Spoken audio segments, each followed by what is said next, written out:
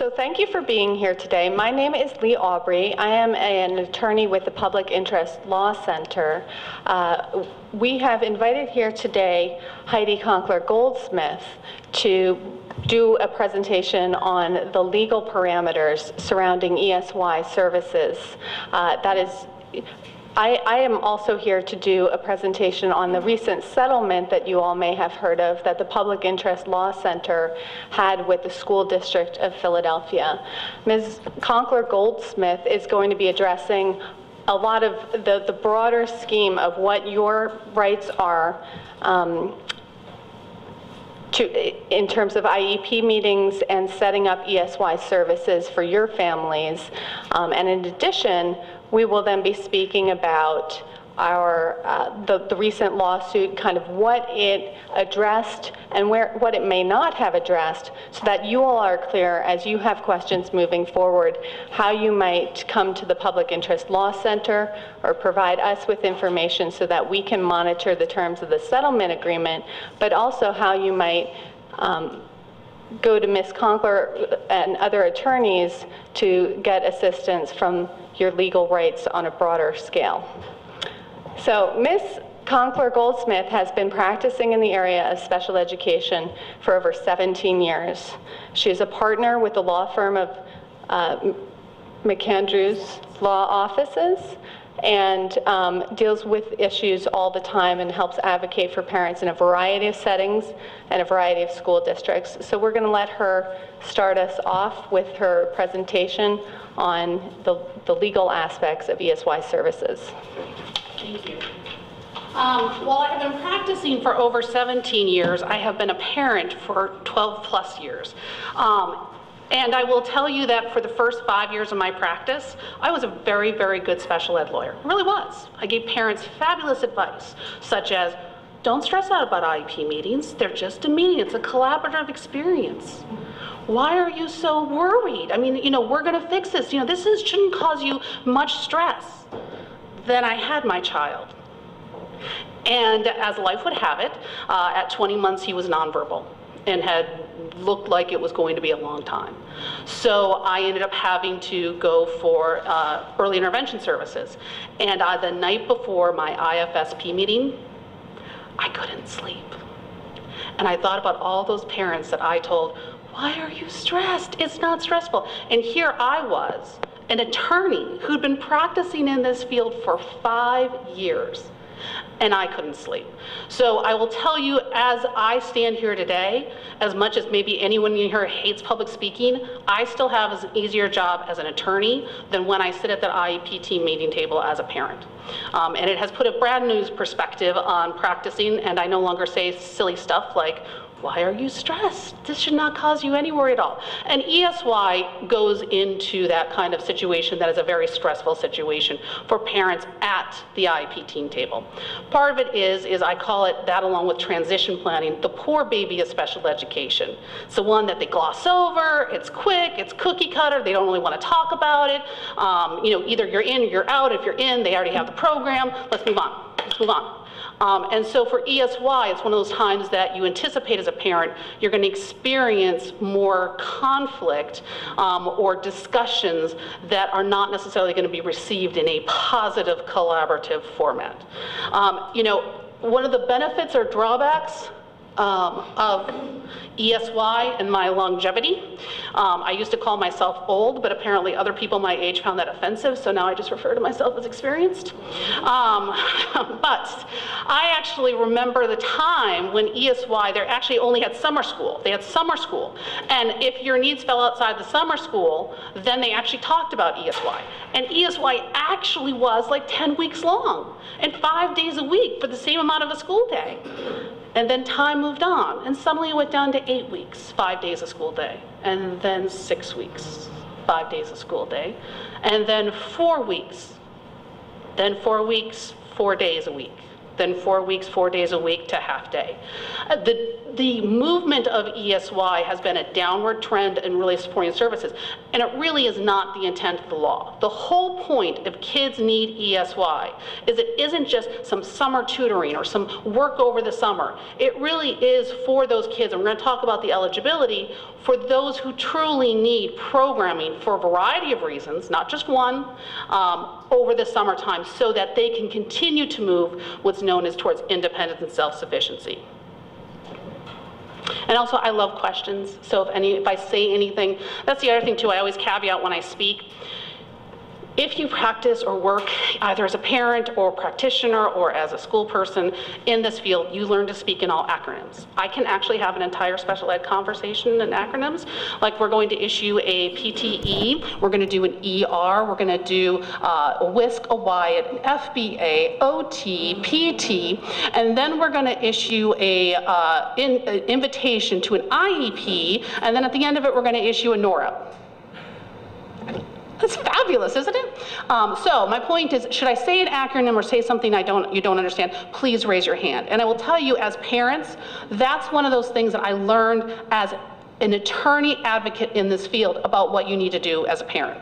Because, listen, I sat at the table brand new out of law school. I did not go to education school. They started saying all these things to me, and it was very intimidating. And I think that same experience happens by parents, because again, I'm sure you didn't go to parent training where they taught you all how to speak education speak.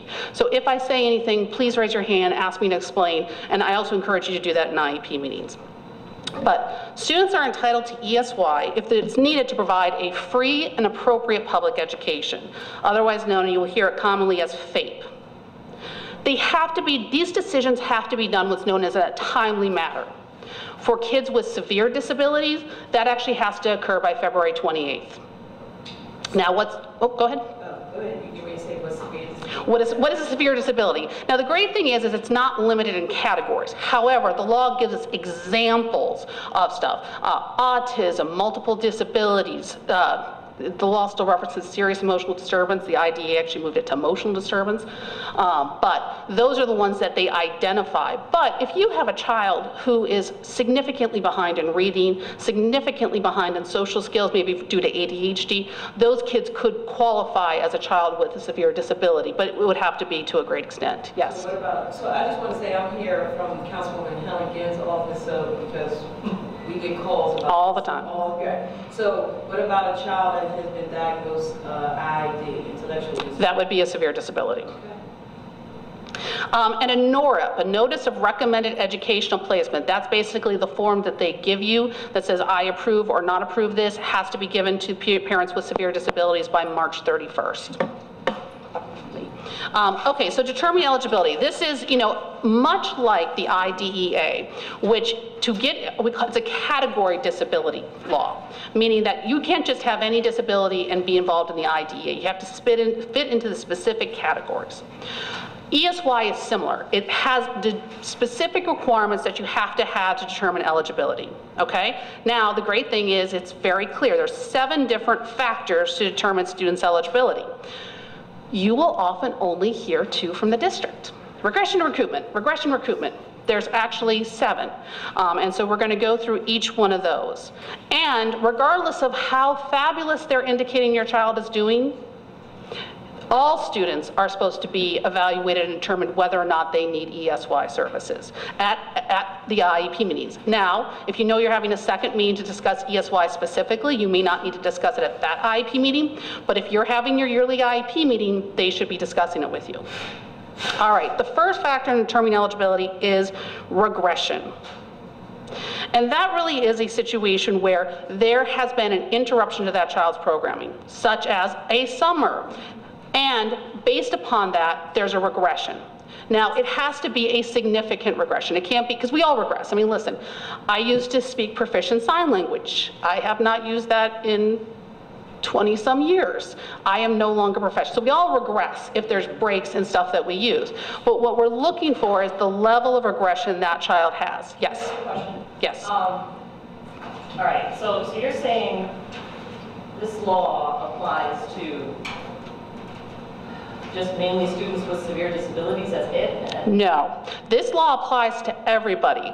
The timelines of the February 28th and the March 31st only apply to severe disabilities. And with regard to regression, Yes. this is what gets me. Sorry if I. And that was a great question. I should have clarified that. Because my daughter does not fit into that severe disability. Right. However, she is behind on skills. I mean, right. compared to the rest of her grade.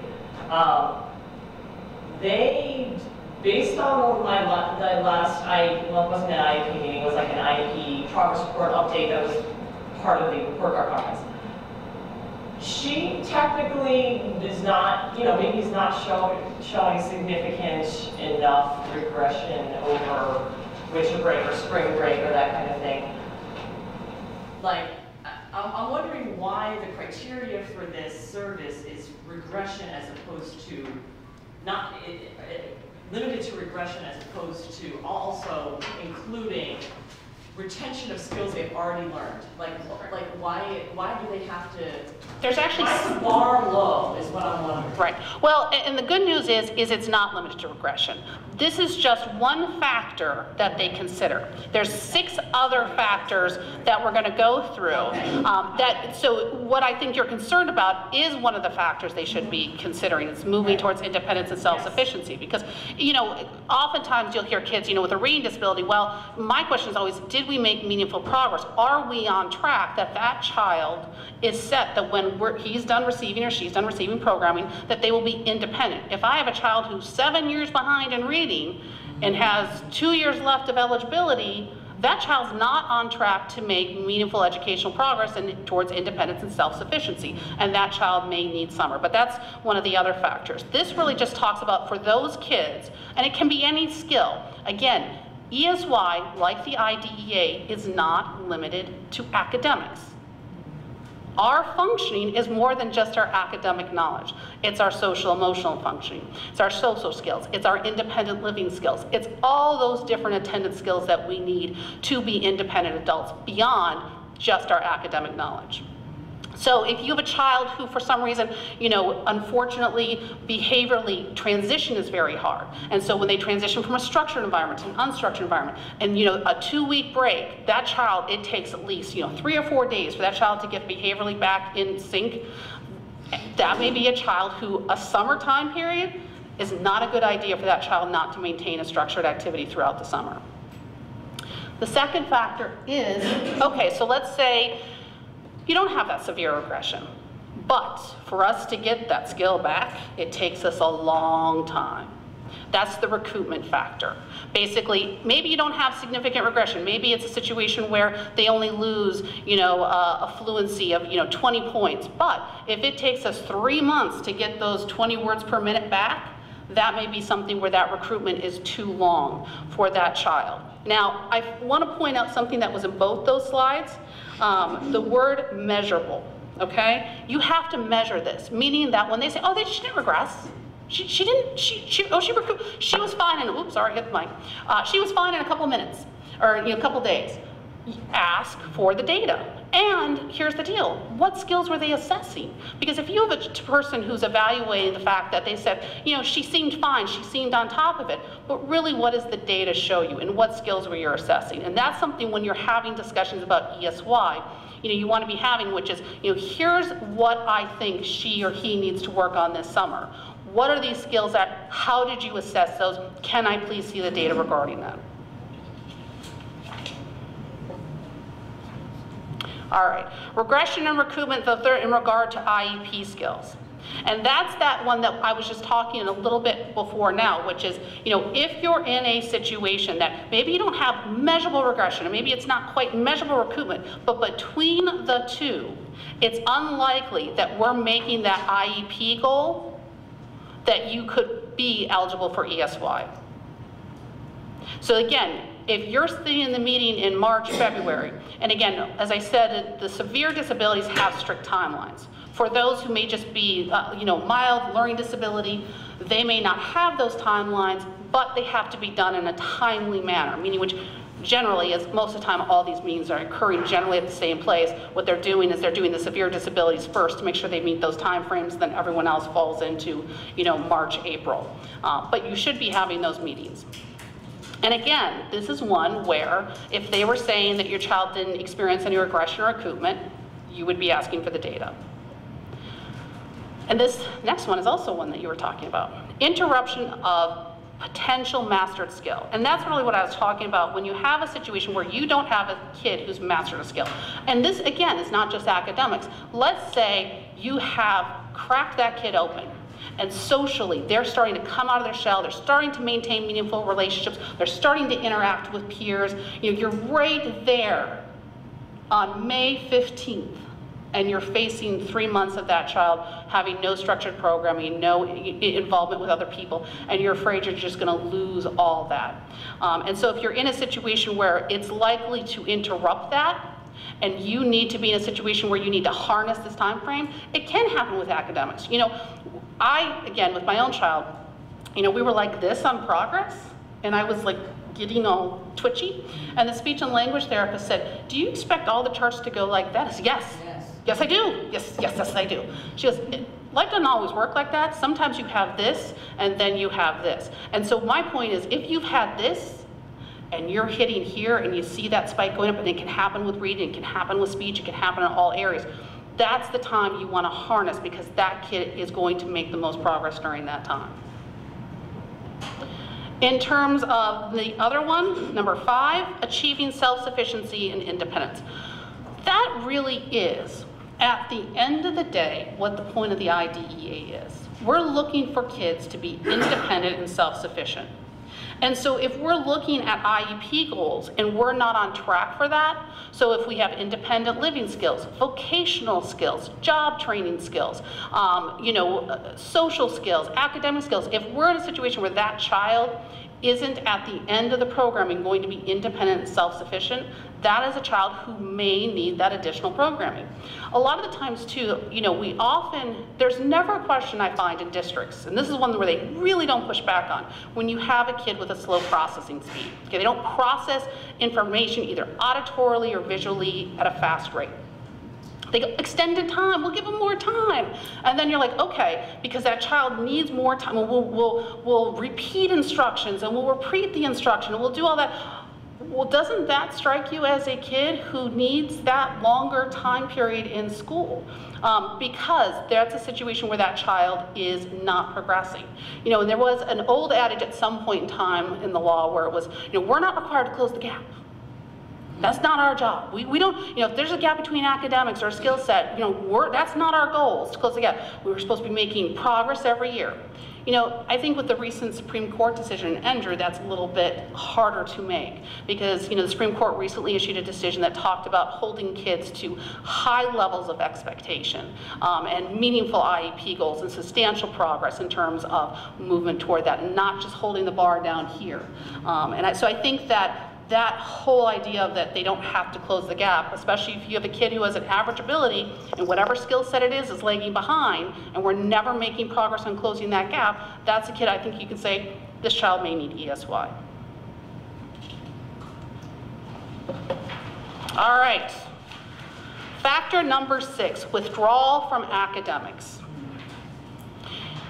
Where I find that to be my biggest concern is for those kids who are 14 plus years of age, who have not experienced academic success for many, many years.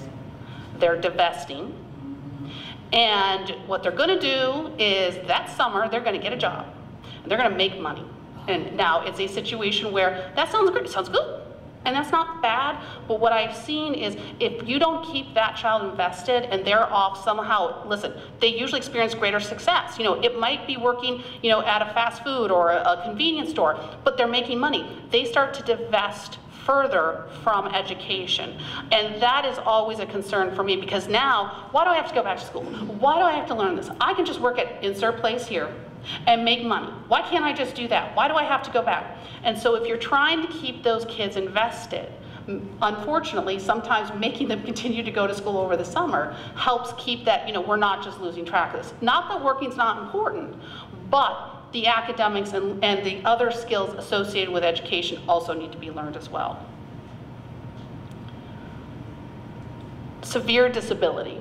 This is one where it's not an automatic in, because I actually had a case with a child with severe autism that they said didn't need ESY. But it's a situation where if you have a severe disability, such as, and again, as emotional disturbance, autism, ID, that those kids really should be considered, that is a factor. That's an independent factor that diagnosis alone should warrant the provision of ESY services to those kids as part of FAVE. Because by the research, we know those kids need more programming, generally.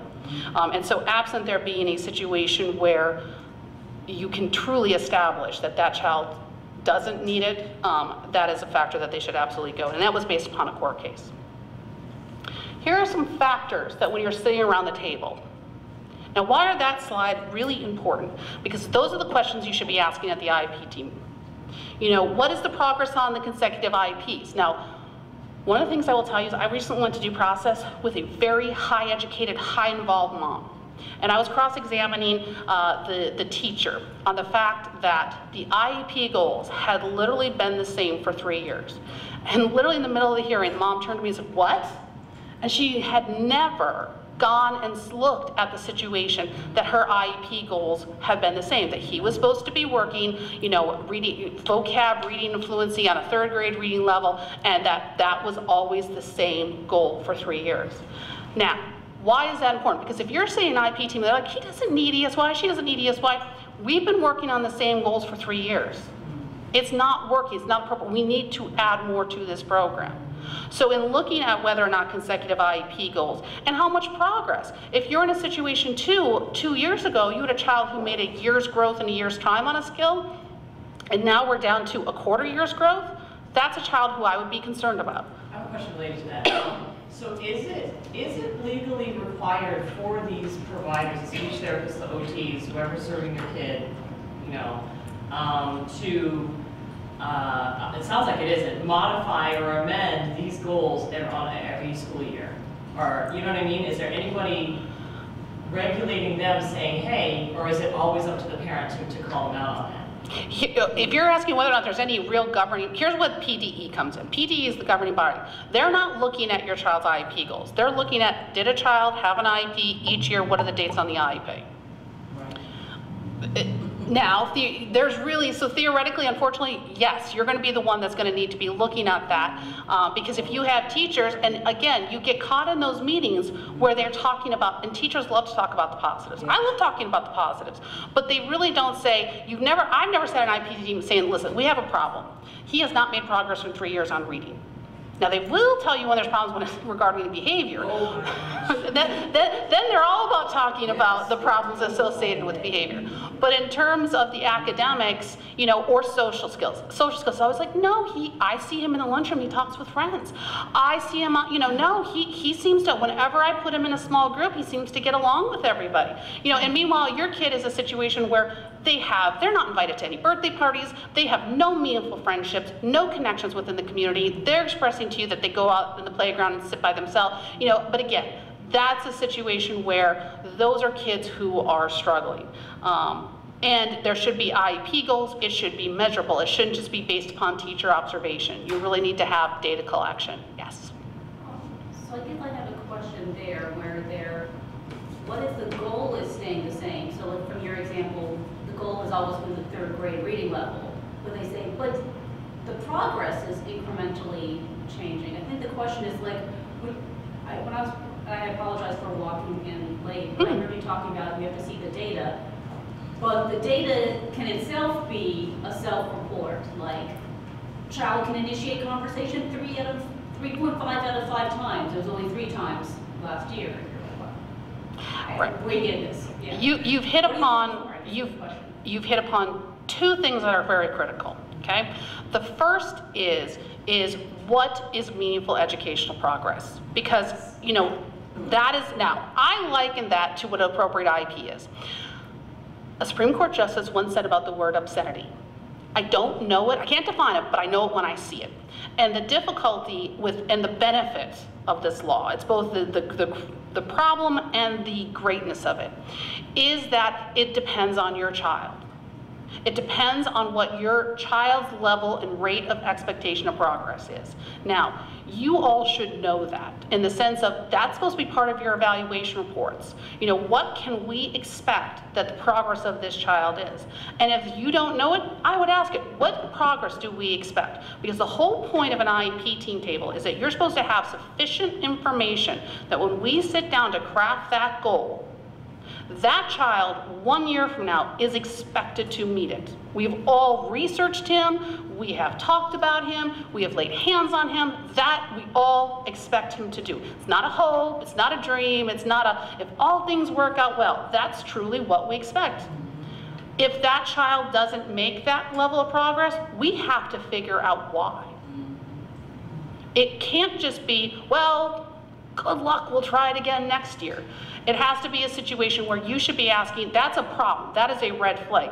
And I will tell you, whenever I'm reading records, that's what I'm looking for. You know, what has the progress of this child been? Do we have the same goals? You know, what are the scores? First problem. The second thing that I will tell you, that it's a personal failure of mine, and I think every parent that I know of also does this. You know those progress reports you get? How many, I will tell you, and I've seen it in my own kids' progress reports. The question is, you know, on this level, he's going to be demonstrating these skill sets. And the progress report will be by a teacher. He has made great gains in this area. His grade is currently 85%. We don't hold them accountable for that. And we need to. We need to go back to them and say, no, the progress is supposed to be data-driven. It's the whole point of it. I need the data. You know, and again, this is where it goes into what my explanation of an Oreo cookie email is. Thank you so much for the progress reports. Unfortunately, I don't have the data on these skill sets. I'm not quite clear. Could you please provide me with further information? I appreciate everything you do. Very truly yours, Heidi, or whatever your name is. Insert your name here. But we really do need to hold them accountable, because that at the end of the day, because most of the time you're not getting reevaluated for 3 years. That's a long time. Can you imagine if you had a significant medical disability, cancer, and we just said, well, we're not going to check you for 3 years. We're just going to evaluate by how you feel. You know, you really, like, no. We're supposed to be doing some, you know, blood work. We're supposed to be doing something data-driven, not just, you look good. You must be working. We'll test you again in 2 years. So that's really something, it has to be data-driven, but we need to hold them accountable, that when we sit in those IEP meetings and we're strong about holding them for measurable annual goals and crafting those goals, that when they send us those progress reports, that we're equally holding them accountable for that. I think that, you know, in terms of ESY, if you've had a child who's struggling with adaptive or behavioral issues, that is a child who really needs continuation of structured setting over the summer, because there is nothing worse than, well, here's what happens. Ready? You have a child who's been struggling with behaviors all year long. We've never solved it. Over the summer, though, everything's fine. It's good. And then we put the child back in the structured setting, and we expect that we have fixed it. You have not fixed it.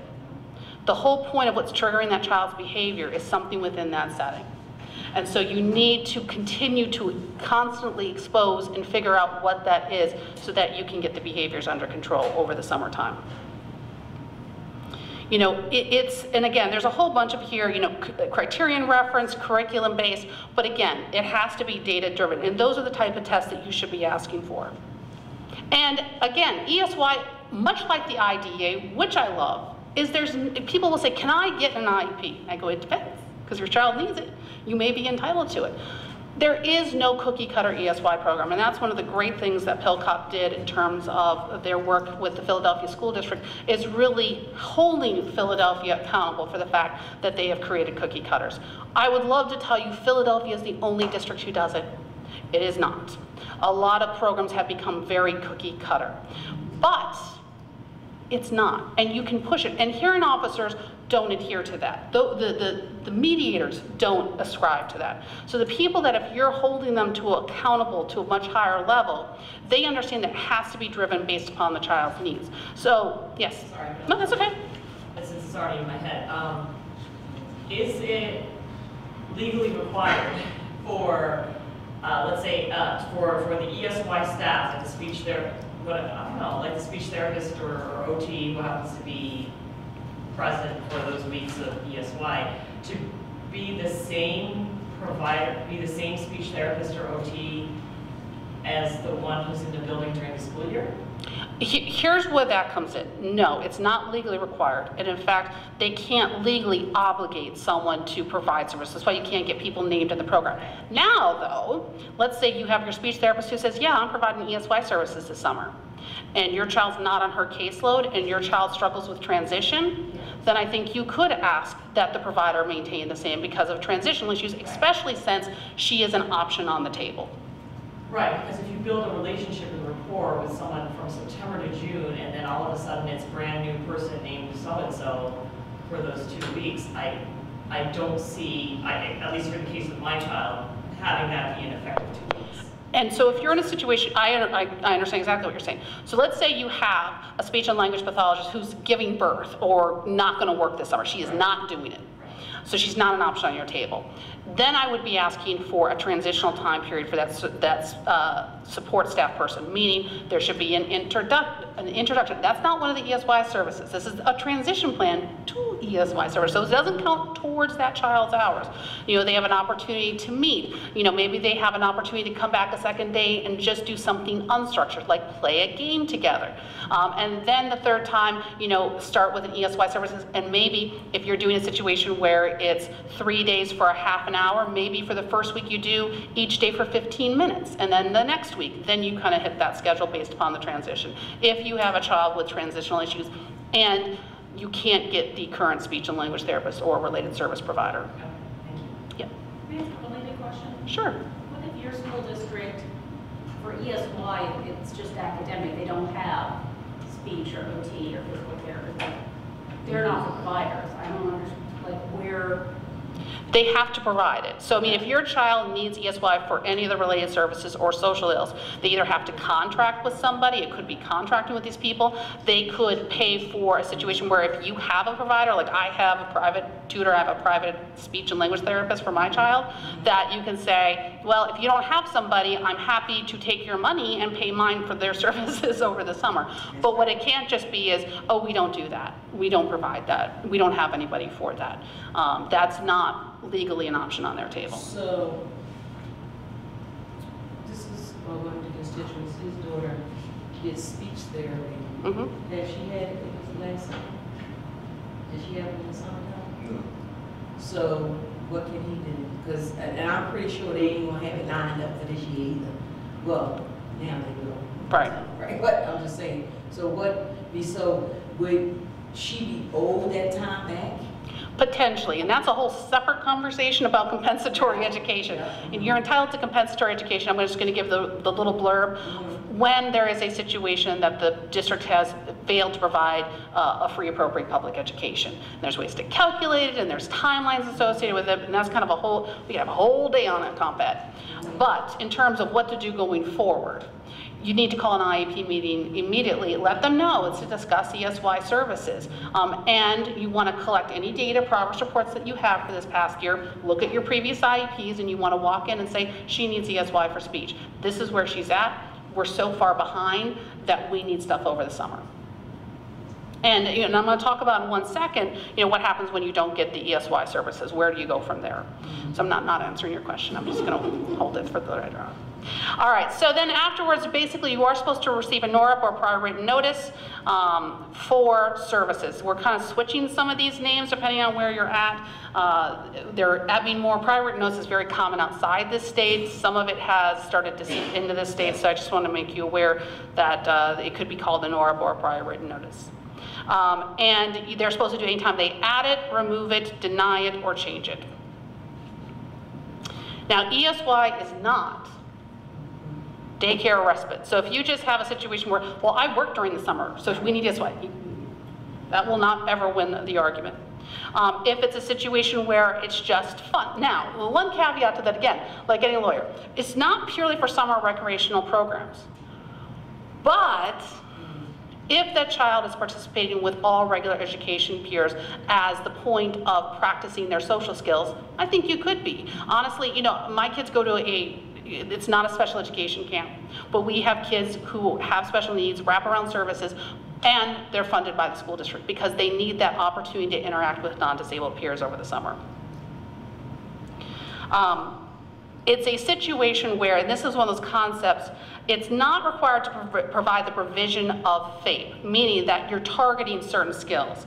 It's not a situation where it's just supposed to be for the entirety of FAPE. So if you have a situation where you have a child who has a math disability, a reading disability, social skills, executive functioning skills, depending on what they qualified for ESY, that's what they're entitled to services for. So they may be fine on the reading and writing, but it's the social and the academic that you're struggling with. Those are what you're entitled to for ESY, not the full complement of FAPE. Now, if you have a child who needs it for the full complement of everything that they're identified for, then that's what that child's entitled to. Can you say what FAPE means? Free appropriate public education. And again, that is one of those things of you will know it when you see it. You know, it's supposed to be a program reasonably calculated to afford meaningful educational progress. I'm sure you all understand it completely clarity right now, doesn't it? And the law is very good at that. All right, so here is generally the standard structure, and I just wanted to point this out to you because, again, it's a situation where that's the standard structure, but that's not based in the law anywhere. That's generally what we're seeing districts do. And that's been purely based upon district decision making, not based upon any guidance from PDE, OSEP, any governing body said, no, ESY is only that. It is supposed to, and families may disagree with the programming. In fact, this is one that Lee will be talking about, but basically you need to go in with the specific needs of your child. Not just, well, any kid with speech needs additional time. You'd have to say, okay, maybe not every kid with speech needs it, but my kid does, right. And here's why.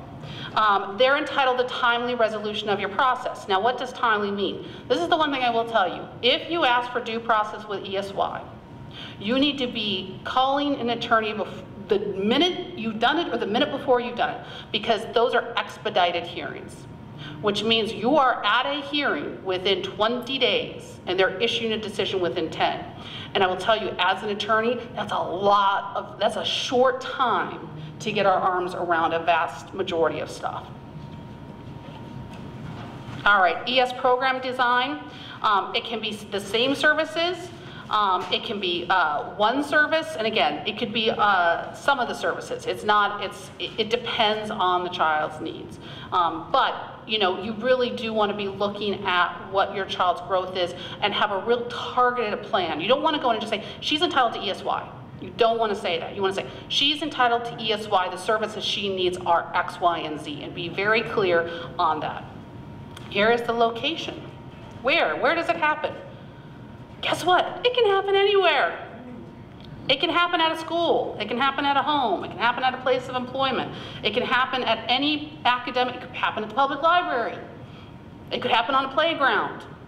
It can happen anywhere, depending on what the service is and what the child needs. It always has to involve LRE, okay? And that means that opportunity for that child to be with non-disabled peers. So if there's ways that that child, for example, if you have a kid who has social skills, they go, this is wonderful, we have a great social skills program that we run over the summer. And I go, okay, that's good. And so that's for the direct instruction, but how do we do the practice? Where's the opportunities for the practice? Is there other kids with non-disabilities that the child will be interacting with over the summer? And usually the answer is no, and say, okay, well, we're going to need to add that to the program. So let's think of creative ways. And it may be a situation that they're funding some sort of summer camp or other structured activity for that child to participate in. In terms of, here's I've done it again. The disagreement. You really do want to try to attempt to resolve all things during an IEP meeting. ODR actually has a really great service that I've actually had very positive feedback about called facilitated IEPs. It's where someone from the state comes in. You can ask them to attend. Now, they're not your advocate. They're there to facilitate the IEP meeting. But generally, if you have a targeted situation, you will have a much better result as it. You can request another IEP team meeting. You can request mediation. Or you can request a due process hearing. All those things are ways for you to have them evaluated. One of the things I probably wouldn't do is the complaint process with the state, because that can take a really long time. And I don't find that to be an effective way of handling ESY issues. Can I ask a question on Sure. So like, we're in early May right now. Correct. Does it make sense to go straight to the due process hearing, or should mediation always be tried first, sort of like a least hostile method? It depends. Right now, given the time frame, you can the great thing about it is you can actually ask for both. You can ask for a due process hearing. Now, unfortunately, you may not be at a mediation before a due process hearing, but even with a due process hearing, within 7 days, they have to hold the expedited hearing a resolution session. And that's not with the state mediator, but it is an attempt to resolve it prior to the due process hearing.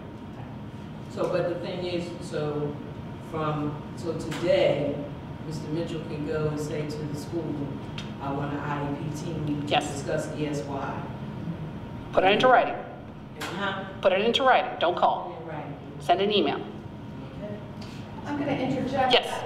We have a series of questions that also came to us by email that we will be going through at the end of your presentation and also my presentation, but there's one that seems to be in line with this questioning, and it is, if a family disagrees with the ESY proposal in May, is it realistic to expect that an appropriate ESY program can be developed by the end of the school year? Yes. Absolutely. To me, this system moves as rapidly or slowly as the people involved in that progress.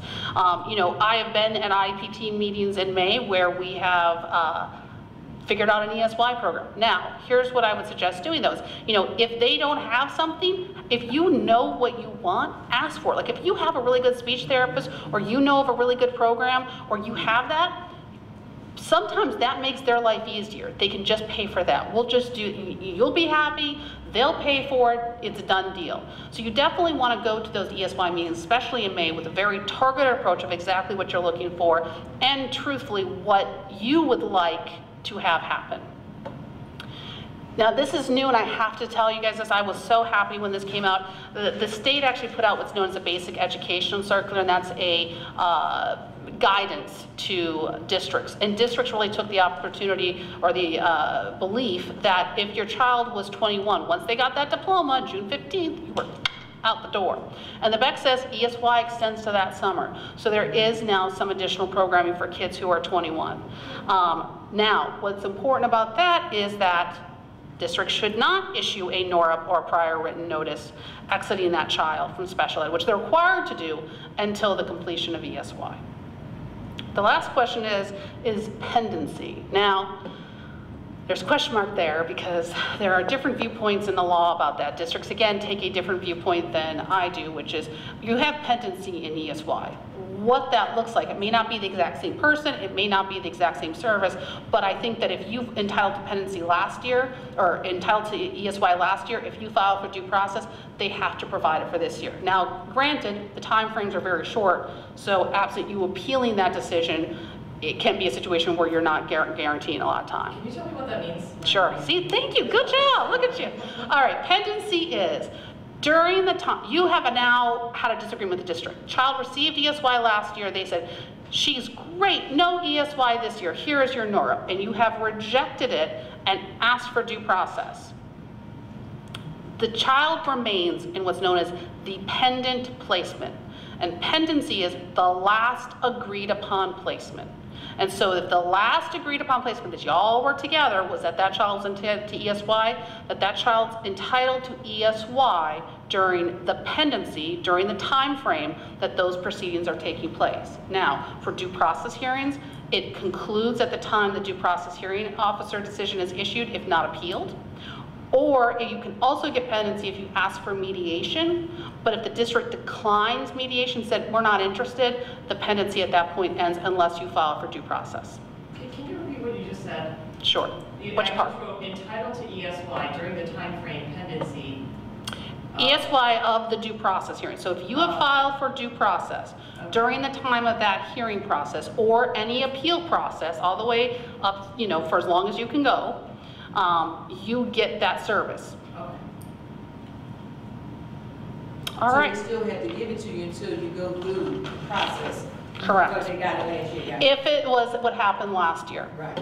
And the last thing, and then I'll pass it off to Lee, and then I will be happy to answer the questions that Lee has. But kids in approved private schools must also be considered for ESY services. The APS and the LEA are supposed to actually communicate about that. If you're placed there, though, by your parent, you're not necessarily entitled to it. It's rare you see parentally placed kids in APS. I have a handful of times, but usually APSs don't want to get involved with parental placements in terms of school age. But yeah, you're in a situation where if you're privately placed into any private school, you're not entitled to ESY services. I'm sorry, Yep. I have another question about this. Sure. Because I used to, I work in nonprofit consulting, and one of my previous clients was Easter Seals of Southeastern Pennsylvania. Now they're considered APS, at least in Delaware County. They are, actually they're on all the county in this Philadelphia area. So you're saying that they're covered under these state laws, right? I mean, or are they, if they're private, then what's? Well, approved private school, again, this is where we're going to get into the law. The LEA, that's your local educational agency, that's your school district. They're the person who's legally responsible for providing services to you. They're the ones who are legally responsible for providing ESY, your programming, and if you ever going to sue somebody, that's who you're going to sue is the LEA, okay? The APSs are basically, the LEA has said, we don't have programming in-house. We need a separate school. So APSs are schools approved by the state of Pennsylvania for the provision of services. Now that does not mean you can't go to a non-approved private school, but those are what's known as the approved. It really has to do more with funding streams than anything to do with the state saying that you're a good school and you're not a good school. But in terms of the APS, then it's a situation, the district sends the child to the APS. Really, then that APS takes over the responsibility for educating them. But the district is still supposed to oversee those kids. Oh, okay. And it's supposed to still offer ESY. So we have a related question, which goes to summer camps, or Yes. if a child is enrolled in privately in a camp serving children with disabilities, does the camp have to follow the IEP? No. In terms of summer camps, if you're in a situation where, I'll tell you, and again, just to kind of put so much fun in this area of the law, if your child's enrolled in not an APS, but a private school that has certain licensures, you're entitled to what's known as IEP Lights. So if it's a program possibly at one of those schools, because they might be licensed as a speech and language school, and then they have to do an IEP Light for those child. But it's not the same as an IEP under the IDEA. That's a state curriculum. Like basically an abbreviated IEP. I just call it, that's my little own term. It's an abbreviated, the state, it's not based upon the IDEA. The state requires schools who are licensed to provide special education services. For example, historically, now I don't know whether or not they still have this licensure, but AIM, Academy of Manayunk, I guess it's somewhere else now, had a licensure as a speech and language school. Because they had a licensure to provide speech and language services, they were required to have modified IEPs. And it's not a full IEP, it's a minimized IEP. And that's a state-created situation not having to do with the IDEA. Yes? So, piggybacking off the question about summer camp, you mentioned earlier that there are situations where school districts can pay a portion of summer. Can you just discuss that a little bit more? That's usually when you're dealing with ESY. So let's say you don't want the school district's social skills and their cookie cutter program, and you don't think it's appropriate, and you really think that if you go to hearing, you're going to win. You can establish why you don't think it's appropriate. Sometimes when parents say, you know, I'd rather have you pay for, you know, Easter Seals camp or a regular education camp, whatever it is, generally either the district agrees to fund it, and they just agree to fund it as part of the NORA, or they do what's known as an in lieu of fee deal. In lieu of a free appropriate publication, in replacement of that, they're going to give you money, and then they don't have to worry about your ESY programming. Now that sounds really good, except for one thing, transportation. If you're doing it in lieu of FAPE deal, you're not entitled to transportation. And so if you want transportation, you need to say, okay, we can do that in lieu of FAPE deal, but I want transportation and I want the program paid for. So be mindful of that. Any other questions or concerns? You know, I just have a lot of questions that I have in my hand here. Actually go to your presentation, and although we discussed waiting until my presentation was over, I think while everyone's focus is on the larger questions of provision of ESY services, I may just run through them. Okay, sure, absolutely. What transportation options are available for ESY services? Whatever is appropriate. Now, here's the deal. Sometimes, too, some parents want to drive their own. You can actually get reimbursement for that. There are some summer camps who provide transportation at an additional cost. You can get reimbursement for that if that's what you want to elect to do. If you need a child who, and it might be one of the other questions, who needs a professional or a personal care assistant or someone to ride the transportation with them or be with them, that's also stuff you can get as part of your ESY programming. The transportation has to be appropriate. One of the things I'll tell you that Philadelphia does that if you're fine with it as a parent, I'm fine with it. But they like to provide taxi cabs. And that always causes me concern because I don't know what the clearances are of that person and that driver who's going to be providing that transportation. And so if you're not holding the kids, that would be, I always argue that that's discrimination. Because Isn't that a violation of Act 15? In terms of, it's not good, but they do it. Just Philadelphia does. Or they give you vouchers for the transportation. Again, if you have a child who you're fine with that and it works for you, because I had some parents who actually, they love the taxi service. It's so much easier because they don't have to worry about the bus getting there at 7 o'clock in the morning and their child doesn't start to 8:45. The taxi shows up at 8:45. But I would tell you personally, that would not be something that I would not be without great concern for. In fact, I think now, I even heard one school district was paying for Uber. I mean, it's just to the point of like, I can't get into, I'm sure you all can't, but I can't get into the school to even volunteer at a bake sale without clearances. I'm not joking, I have to provide clearances. Somehow, because I've been here long enough, I don't have to have the FBI fingerprinting.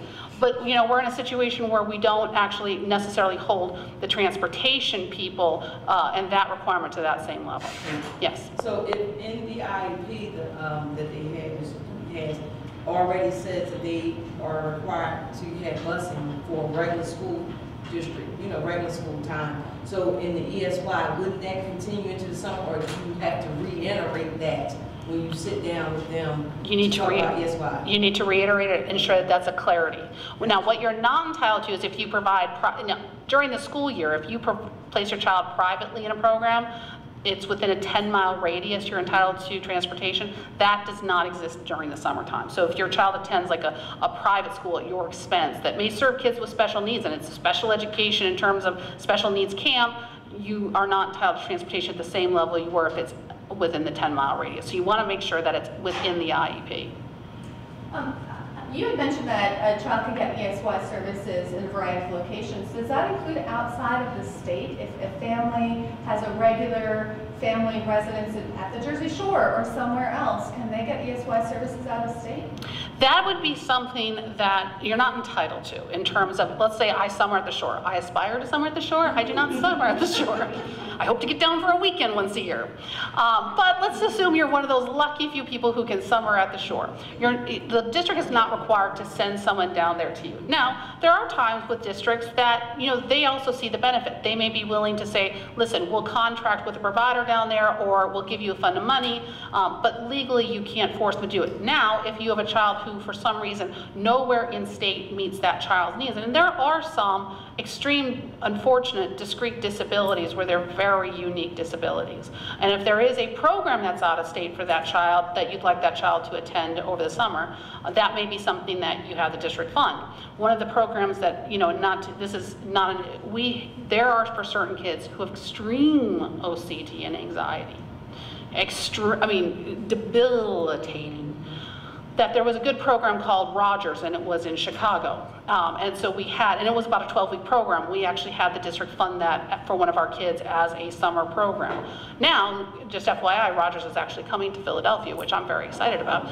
So that'll be a new program opening up here. I don't think it's quite up and running yet. But, so if you have a child who has a severe or, a discrete disability who needs programming and that exists out of state, you can ask the district to fund that. Can a child with apraxia receive frequent speech therapy at home and at an ESY location? Yes, but you're not entitled to it in the home environment. And honestly, if you want it in the home environment, you want to have a good justification for it. Now, Not just because I don't want to drive over the summer or it's too hot, my car doesn't have air conditioning, but I will tell you one of the things in the IDEA that I think is really underutilized, and I personally utilized it, especially for my speech kid, and I actually used it for a speech, was parent training. So if you're asking for speech therapists in the home, because honestly, here's the deal. My speech therapist I loved her. She was very strong with me because I was like, I want more speech. And she looked at me, she's like, do you think if you bring your child here 2 hours a week that this is going to solve the problem? And I went, yes. She goes, no, speech is everywhere. She goes, and unless you know the techniques, this child's not going to make the progress the child needs to make. And I went, oh. And I was like, and she's like, so you need to learn and implement these techniques. And you need to stop talking so much. You need to stop talking fast. She went on a litany of things I needed to stop doing. But if you had a child with apraxia and speech issues and you're sitting there going, listen, I need at least one in-home speech a week or whatever it is so that I can learn these skills so that when I'm working with my child, because, and again, speech is everywhere, so if I'm out in the community, I can facilitate that. That would be a good reason to be asking for services within the home.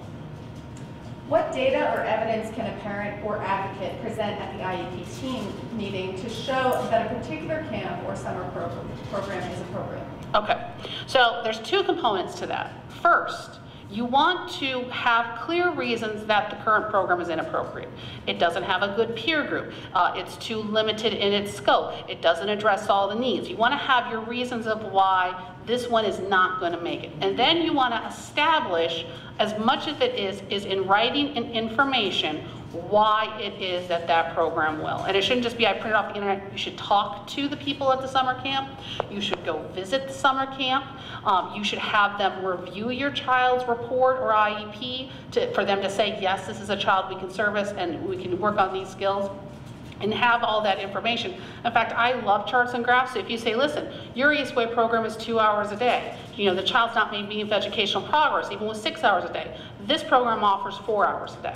You know, and you have literally the breakdown of the differences between the two programs. That is what I would utilize at an IEP team in terms of the appropriateness of a program. What options do families have to request social skills support? Are there ESY social skill programs? 100%. Absolutely. And honestly, you know, with my real frustration is if you can't get along socially, you could have a genius IQ, be academically the smartest person in the entire room, and you will not be as successful as someone who has emotional intelligence or social skills. So I think in terms of summer, that is the best time. Here's how kids learn social skills. It's a combination of two factors. Direct instruction, teaching them, modeling. And the reason you do that is because you want to practice. And here's why. Think about it. Sports. Do you like, we're never going to practice. We're just going to go to the World Series. We're just going to go to the big game.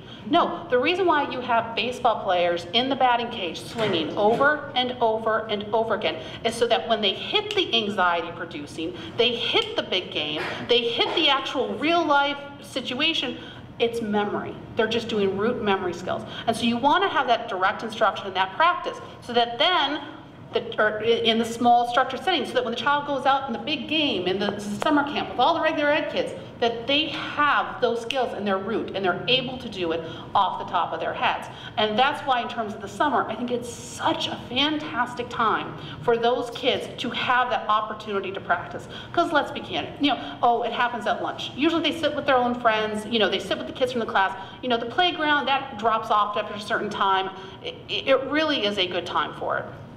Yes. I just want to add on to what you're, to really confirm what you're saying, because my concern last year, my daughter's in first grade, and what the speech therapist was saying last year, as we were nearing summer, I was actually inquiring about where she was not yet eligible for ESY, which frustrated me because I'm like, you're part of the school community now.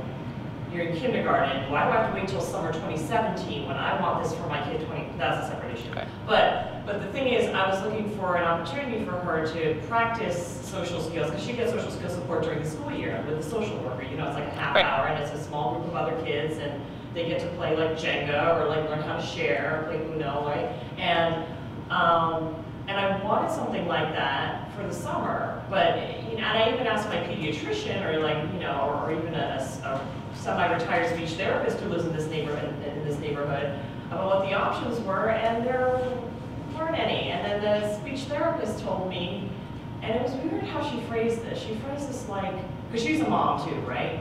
And the way she said this was like, I am not going to tell you as a speech therapist or as an SLP with my SLP hat on, Claire needs to get, you know what I mean, must get social skills, social summer programming this summer. However, and then she takes that hat off and says, as a mom, if you want to, you know, what I would do in your situation is get her in a summer program where she does get to socialize and you know, maybe have smaller group if possible and get that, you know, just get a lot of practice. So and what kind of frustrated me about that back then, and I understand a little more now, is that I was like, well, why can't you just tell me that as an SLP? Like, as a speech therapist? I think they're worried about their job. I mean, and honestly, if they make it the recommendation as an SLP, then it's a recommendation from a school personnel that then they could legally obligate them. So they don't like doing that. Yeah, so she was just saying it as But that's usually code for you need to push for it. So yeah, so what happened was she went to one of Parks and Rec, we live in South Philly, recreation center summer camp. And there's a rec center that's closer to me, much closer to me, like 2 blocks away. And they're very good. They're actually a little cheaper than the one that's like 7, 8 blocks down, right? Slightly. They're very, they try to make it affordable, you know. And, but we ended up sending her the one that was slightly farther away because her best friend from preschool attends it. And I spoke extensively to the rec center director, and I said, how do you handle bullying, relational aggression? How do you handle, and I described my daughter's issues with him, and I asked him straight up, like, how would you handle a girl like her? And how he responded, and his attitude and his openness, what made me realize, okay, this is a place where I feel good about sending my daughter. But that required a lot of research, and that required a lot of digging around. And to be honest, before I even knew about those options, I thought that I had to be a rich person and send her to some camp out on the main line that I found the website that my pediatrician sent me the website for, and it made me very resentful, to be honest. Yeah, but then I realized, oh, she can get this, you know, she can get this practice that she needs by just walking distance, and she can be with her husband. She can get it anywhere. Yes. And I mean, the other caution too in terms of social skills is you never want your kid in a social skills group with the best social skills. Because you know who your child's going to be? They're going to be the model. They're going to be the one that they practice with. You want, in terms of your kid to really develop social skills, to raise the bar. I would rather have my kid in a the lower kid in a social skills group than the highest kid and feel great, because they're always going to have the right answers, because there's kids who are struggling less than them. And what happens is then that child doesn't get the supports and services that they need. So that's why, especially if you're in a situation where you say, we've made tremendous progress in social skills, I don't necessarily think she needs the direct instruction over the summer, but I think she needs the opportunity for implementation and practicing it in real-world, natural environments. So Heidi, that was very helpful. Thank you. And one of the reasons why we asked Heidi to come in here today is because of the types of questions that you all have. As I said, Heidi's been practicing in this area of law for 17 years, and there's certain knowledge that you can get, whether it's dealing with certain school individuals, what options there are out there, or what the practical realities are for parents as they're trying to navigate this system. That type of experience comes from advocating for families year after year after year. And the Public Interest Law Center, we work with attorneys such as Ms. Conkler, Goldsmith on a regular basis, but special education is not our special area of law. We work in a collaborative fashion with a lot of different groups, and we consider you all, the parents, part of our partnership in effecting change to support individuals with disabilities and others throughout society who are marginalized in a variety of reasons. And our goal is to assist you all and others in getting access to essential resources. In this case, the resources are the ESY services to which families are entitled throughout the summer and other school breaks. ESY may extend to holiday vacations, spring breaks, scheduled breaks within the school system for those students who really need services throughout the continuum of the year. ESY services applies beyond summer. But we don't do the individual cases so much. What we do are lawsuits. And we have a long history of using legal tools, including class action lawsuits, to affect social change. And we cannot do it in isolation, which is to say a lawsuit in of itself does not resolve an issue. We do it as part of movement building. And I am here today fortunate enough to be standing on the shoulders of giants, of litigators who have come before me with the Law Center and in other organizations in Philadelphia to continue the movement of individuals with disabilities into integrated community settings. Our Law Center began, you may have heard of a large lawsuit called Pennhurst, where we pushed for the deinstitutionalization of individuals, and we've continued with Park, which was one of the foundation lawsuits that assisted in creating the federal statute today, that is the IDEA. Most recently, the Law Center was part of the amici that filed on behalf, in support of the brief that went to the Supreme Court that you heard reference to, which is Andrew F. And today's presentation is not on that case, but you may want to check our website and other resources because there's actually some helpful language that the Supreme Court issued as a result of that case to really push for high expectations in the school system when discussing individual IEPs. So high expectations for students was the outcome of that case.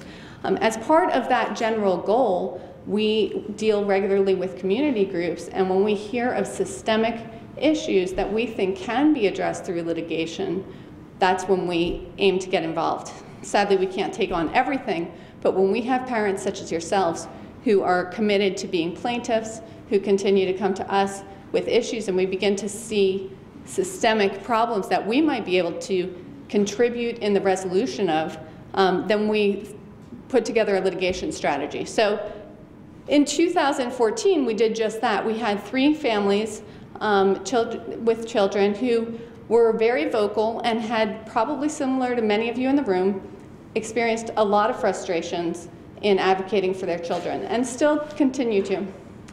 They brought to us many issues, but one of the ones that we saw and that they confirmed was that the school district of Philadelphia was creating these cookie cutter IEPs. And you all are nodding your heads because I think this is probably what has been presented to you at least once, if not every year, unless it has not come up at all. And by cookie cutter, we mean a one-size-fits-all. So our complaint alleged that parents were told, and you can nod your head if you have this experience, IEP teams don't have the authority to agree to ESY services that are outside of the dates, locations, or times of the district's scheduled 6-week summer programs. That's a standard program, right? And parents were being told that they don't have authority to do anything but that. That's our ESY.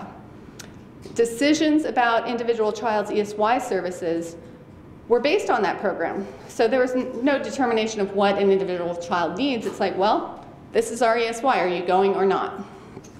And then if a child needed services that were more than or even different from what the program offered, maybe more in time, they needed the entire summer, maybe they needed occupational therapy that wasn't being offered, they were being denied. So that's unacceptable because that is not reflective of the law. So the scope of the lawsuit that we brought challenged that cookie cutter one-size-fits-all ESY determination in the school district of Philadelphia. So it didn't apply to other districts, but it brought the issue, and the issue still exists likely in many other districts as well. We did not ask the court to abolish the scheduled program altogether. For logistical reasons, it may make sense for the district to be able to offer certain services during regular times, and they may be able to meet an overlap of the services that are needed by students. But it is not appropriate, nor does it follow the law for the district to just shuttle everyone into a predetermined program. And it didn't address the other aspects of ESY services, such as the eligibility determinations or progress monitoring. A lot of what was just covered in that last presentation. That is one of the reasons why we're partnering with other attorneys, because when you all as families go in with individualized issues, you really need, I mean, as the advocate parents, this information hopefully provides you with some support so you have the tools to advocate, but there may come a time or many times where you need also additional legal support or advocacy support in pushing for the things that you are aware your child is entitled to. We did not address all of those issues in the lawsuit, but by challenging the cookie cutter determinations, we feel as if we pushed open the door so that parents are empowered to make sure that their individualized determinations are reaching further towards the needs of their child. So after extensive negotiations with the district, the parties settled towards the end of, or actually it was January of this year, 2017. And the agreement contained a variety of provisions, but the one we really want to highlight is the school district agreed that they shall make individualized determinations for ESY eligible students of the type, amount, and duration of ESY services based on the student's individualized needs. ESY services will not be predetermined or limited to those services that may be provided within the school district's planned ESY summer schedule for students who need additional or different services to receive FAPE, free appropriate public education. So not only are they required to provide those services, but they've also agreed to it in this settlement agreement. Now, why is that different? They were supposed to be doing it all along anyway. Why does it make a difference that it's now in this settlement agreement? I will get into the structure of the settlement agreement a little bit towards the end of this presentation, but the reason why it's important is we still have, we now have a piece of paper that we can hold them to if we need to go back to the judge. Significant terms of the agreement are that element of individualized ESY determinations. We got them to commit in paper and agree that that is what they're doing. We also fought for improved notices. So you all likely have gotten some sort of transportation notice. The notices provided very little information about any kind of individualized service and set up the stage for parents to believe that the only option was this specialized program. The notices still need to be, we are relying on our parent and advocate community to still get the word out, because notices in and of themselves can be very confusing, especially when you're dealing with a wide variety of paperwork that comes with any education system. But we did manage to get some additional language in there, and I will go through that. You also have handouts that provide some of the exhibits, some of those notices that you can look at more closely. Trainings. So the district agreed to provide trainings to 2 parent trainings a year, to make available to parents 2 trainings a year, and also trainings to their district educators and special ed directors. And I will go into that with a little more detail. Some of you, I believe, attended the parent training. The first one was rather disappointing.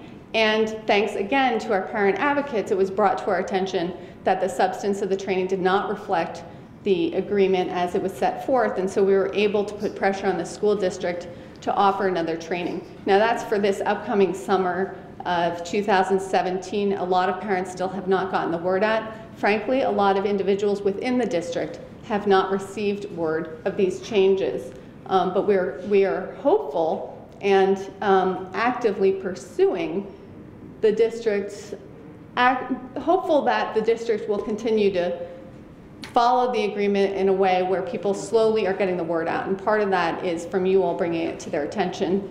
In those individual IEP meetings, part of it's going to be you all bringing it to our attention when they're not doing what they're supposed to be doing, so we can present our own evidence of a systemic problem.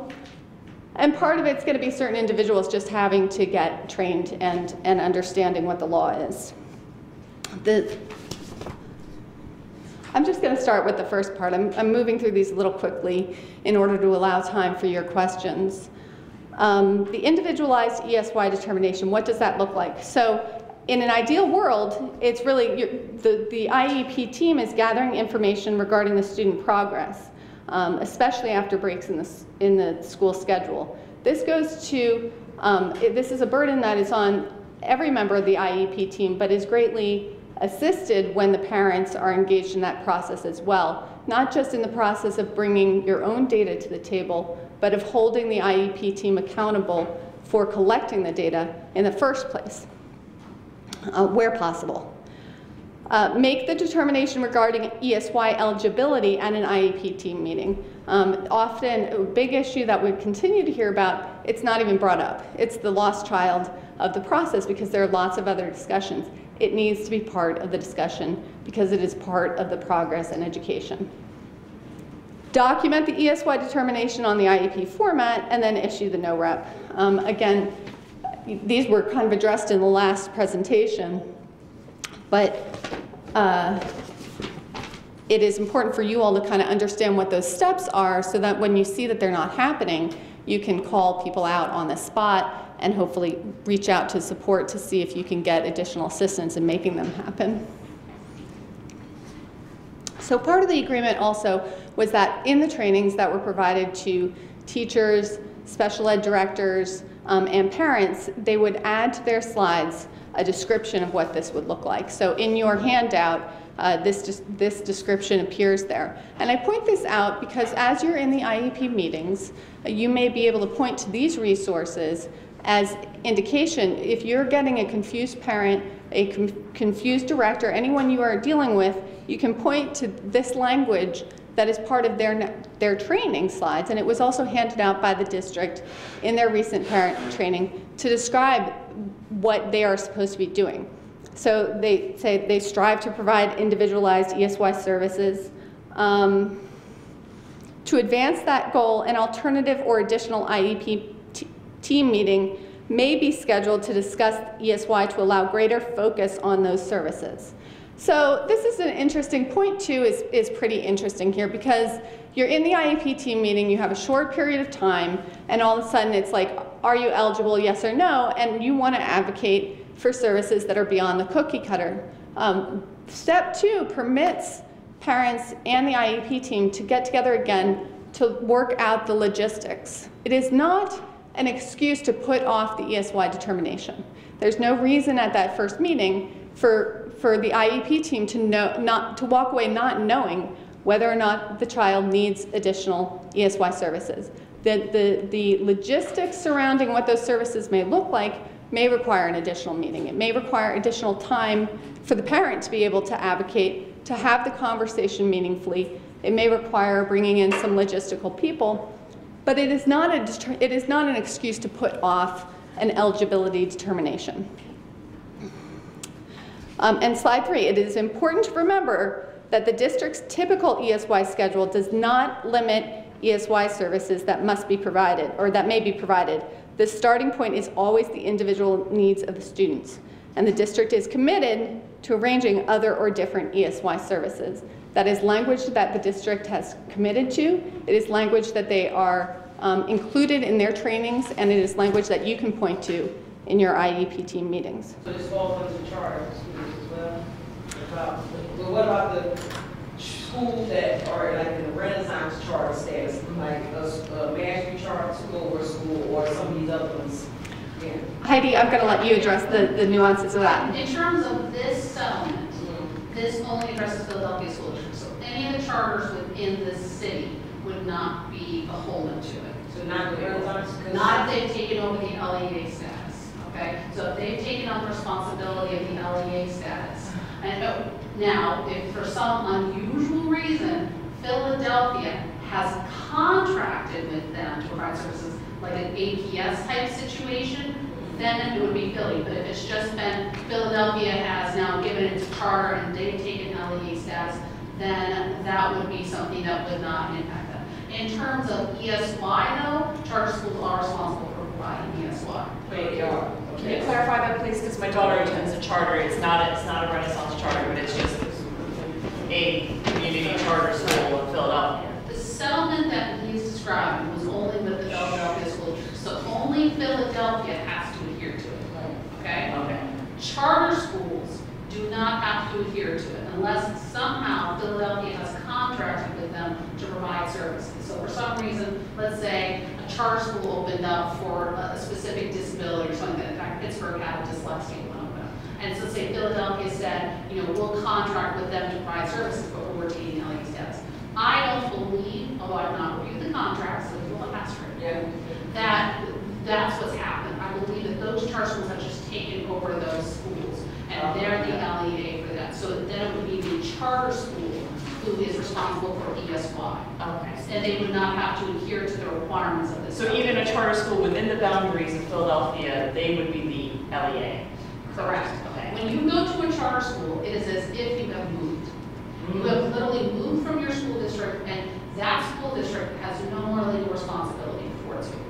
So basically, I'm gonna find out Philadelphia is the LEA for charter schools. You need to find out whether or not the LEA, who the LEA is. Okay.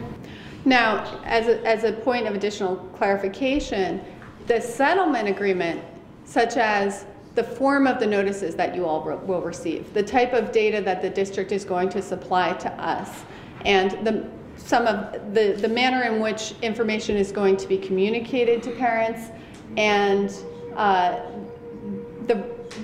the potential enforcement of that settlement agreement does not apply, it only applies to the school district of Philadelphia because they were the defendants in this lawsuit. The requirement to provide ESY services, as Heidi said, that is under federal law.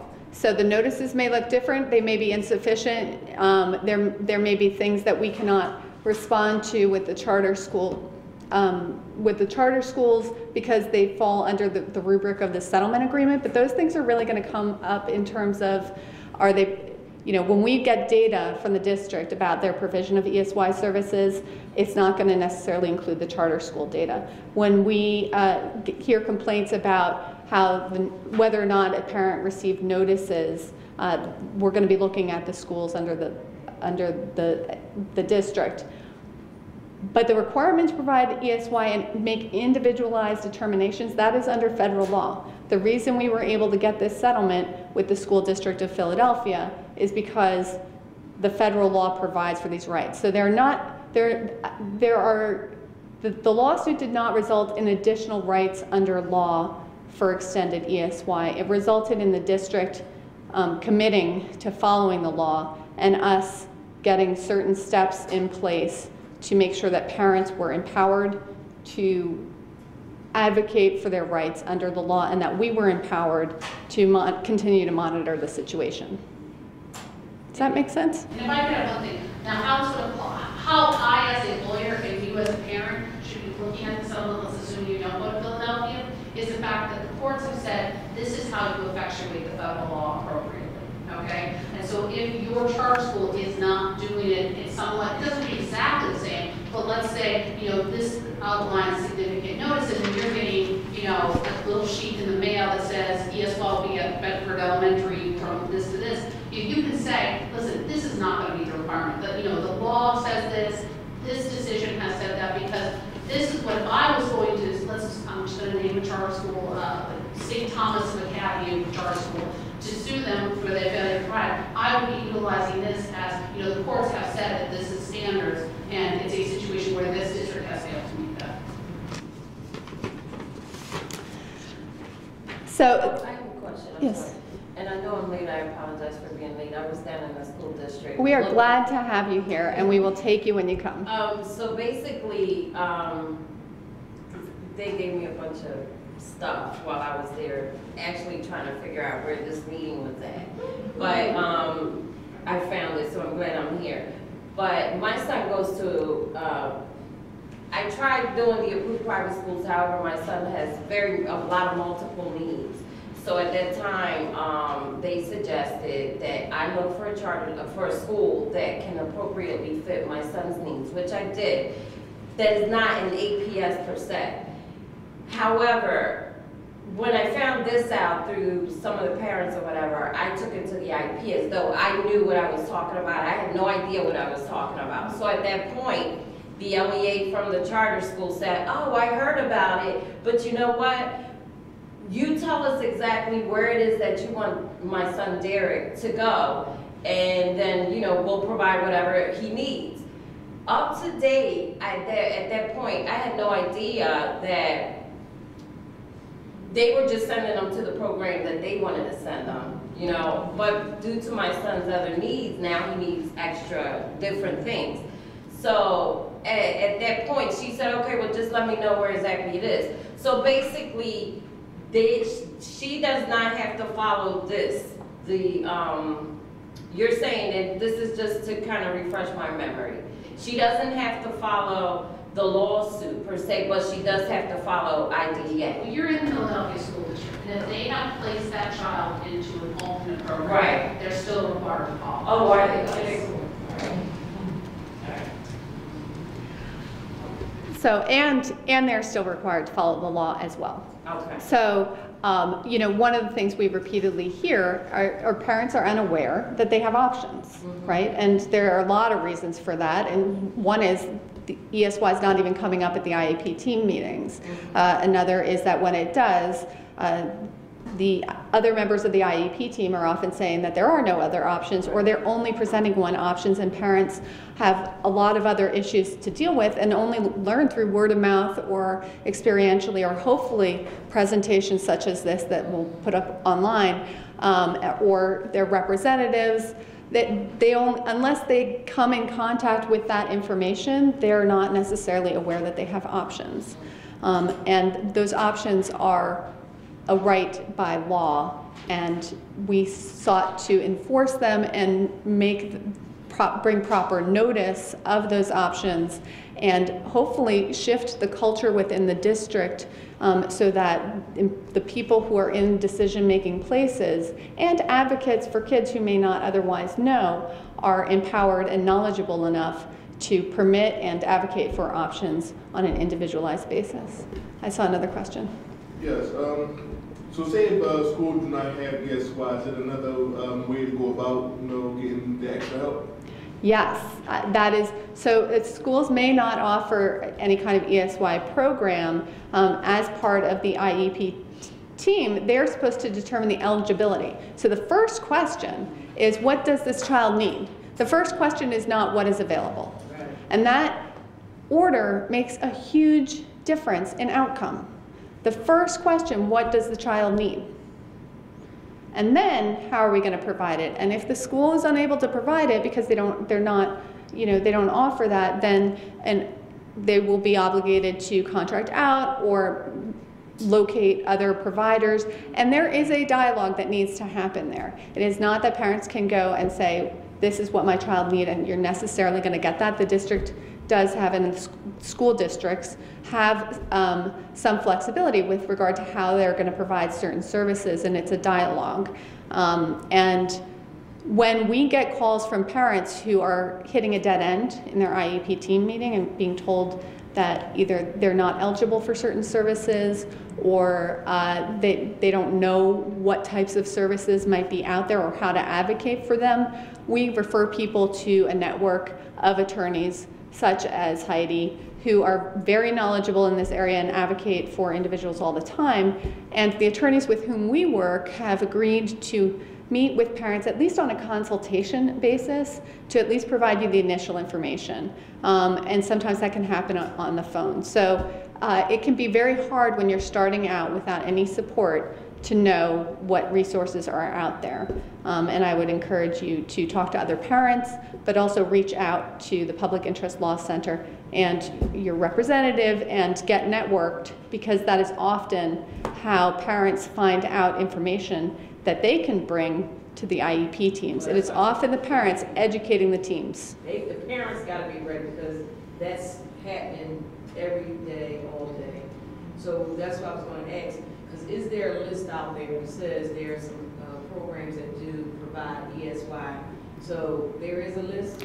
No, you know, your head and my head are in the same place, right? How do parents get resources about what programs are out there? Right. To my knowledge, the District of Philadelphia is not going to provide a list of, like, here are all these specialized programs that we're going to pay money for. Right. There is, you know, a lot of collective information of parents of, hey, well, I was able to advocate for my kid really needed this camp, or parents hear about, you know, this type of service. But they may also think the only available service is one that's 30 minutes away that they have to private pay.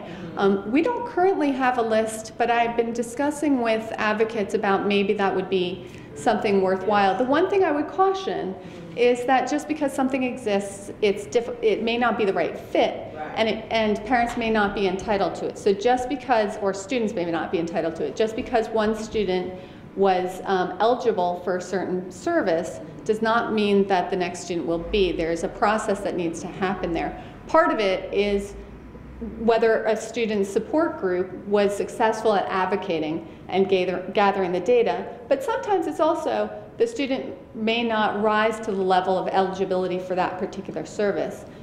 It doesn't mean that that student is not equally entitled to an individualized determination. So, you were speaking a little while ago about the services that Phil Kaufman particularly provides. But do you and your network of attorneys only work within the Philadelphia school district? Like if you live in the suburbs? We refer people to attorneys in the suburbs. In fact, Ms.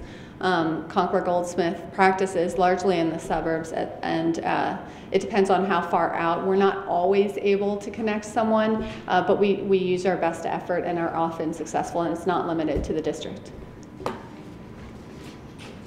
So I notice we're running short on time, and I know that you all have a lot of questions still regarding the substance of ESY services.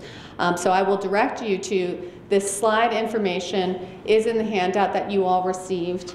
And I'm just going to quickly go over some of the other elements. This slide is Exhibit 2, the IEP format. Some people get really confused when they see on the publications that are handed out by the district the different formats that are supposed to happen. You may show up at your team meeting and maybe they have a draft. Maybe it doesn't look exactly like what is shown here on Exhibit 2, page 12. But this slide lays out kind of the manner in which that ESY determination is supposed to be made. It may look differently on the forms that you receive, but as you can see, the first question is, what services is my child eligible? What do they need? The next question after that is, what are the logistics of it? And there may need to be a second meeting to determine those logistics. An additional outcome of the lawsuit was the teacher's desk reference, which is also in your handout packet. They included additional notice to parents and teachers about the nature of service delivery models.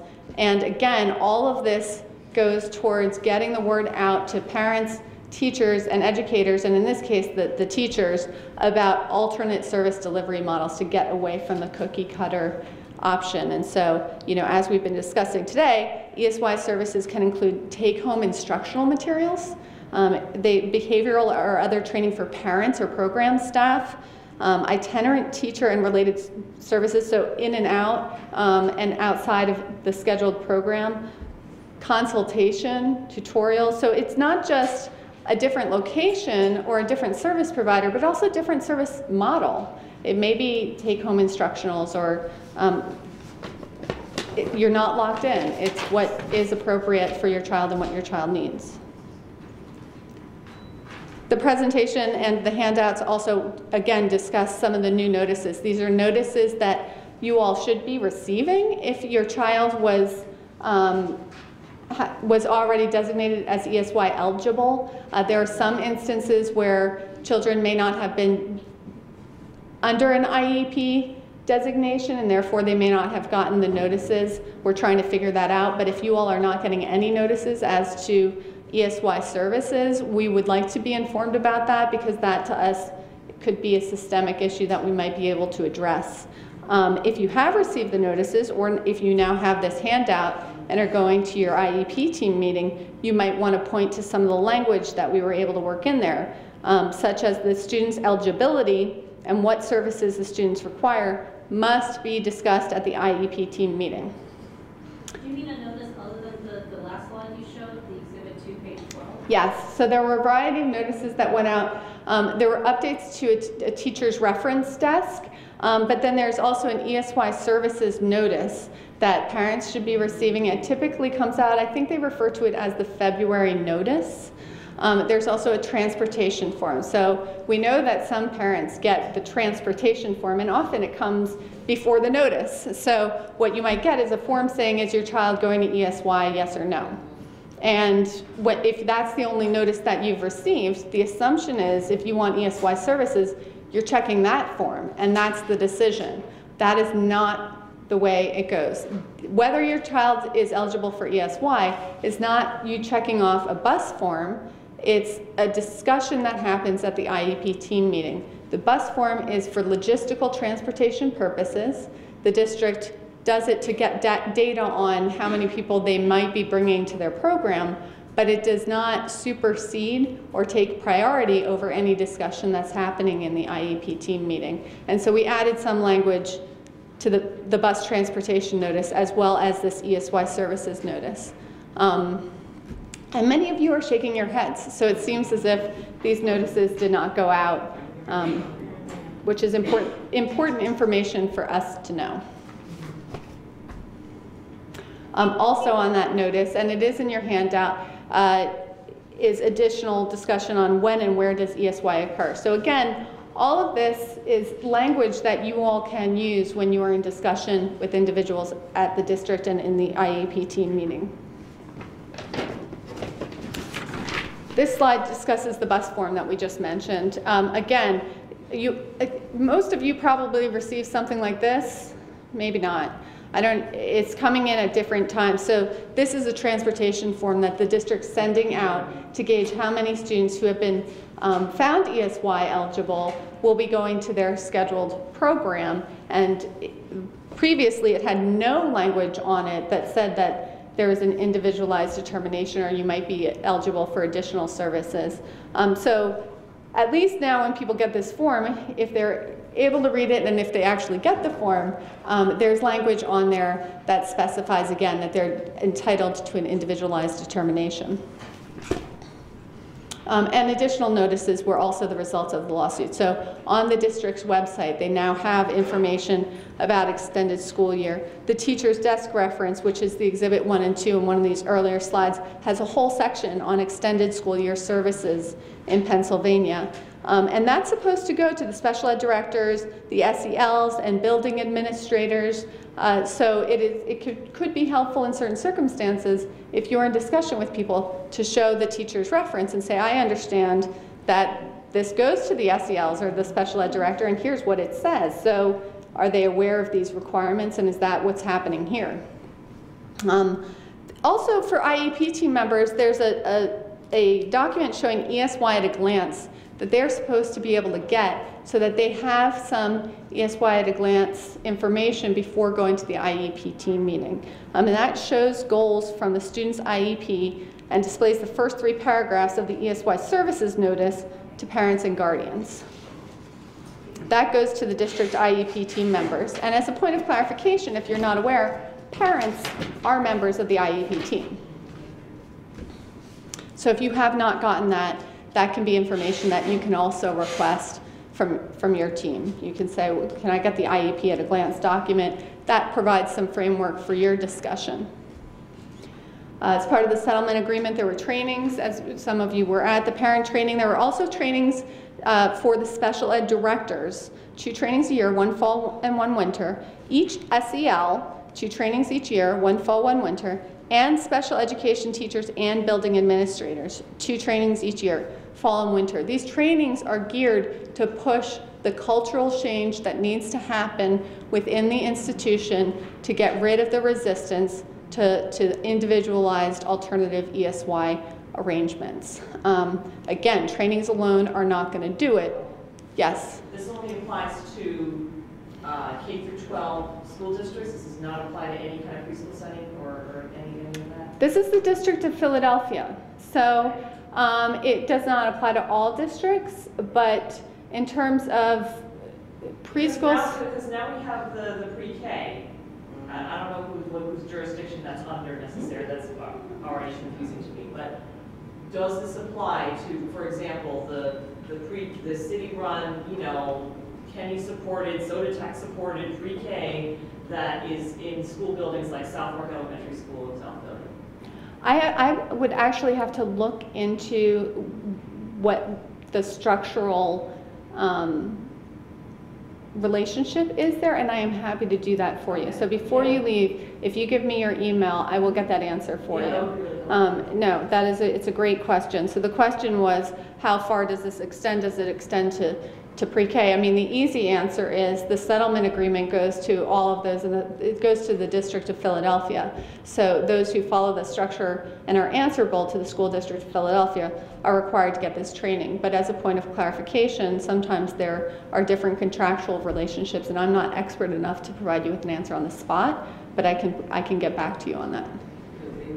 I have a question about some of these training models, and I understand this settlement agreement deals with the School District of Philadelphia, but do you know how common, say, parent trainings are in other school districts across the state or neighboring counties?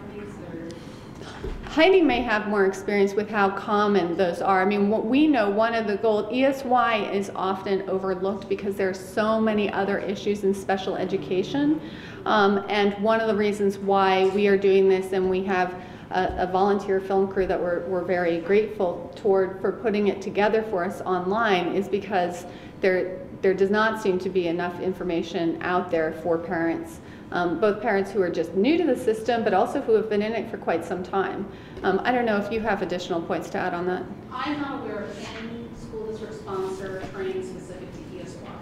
A lot of school districts will help support a parent group, parent support group, and or maybe provide one meeting a year to address kind of special education concerns.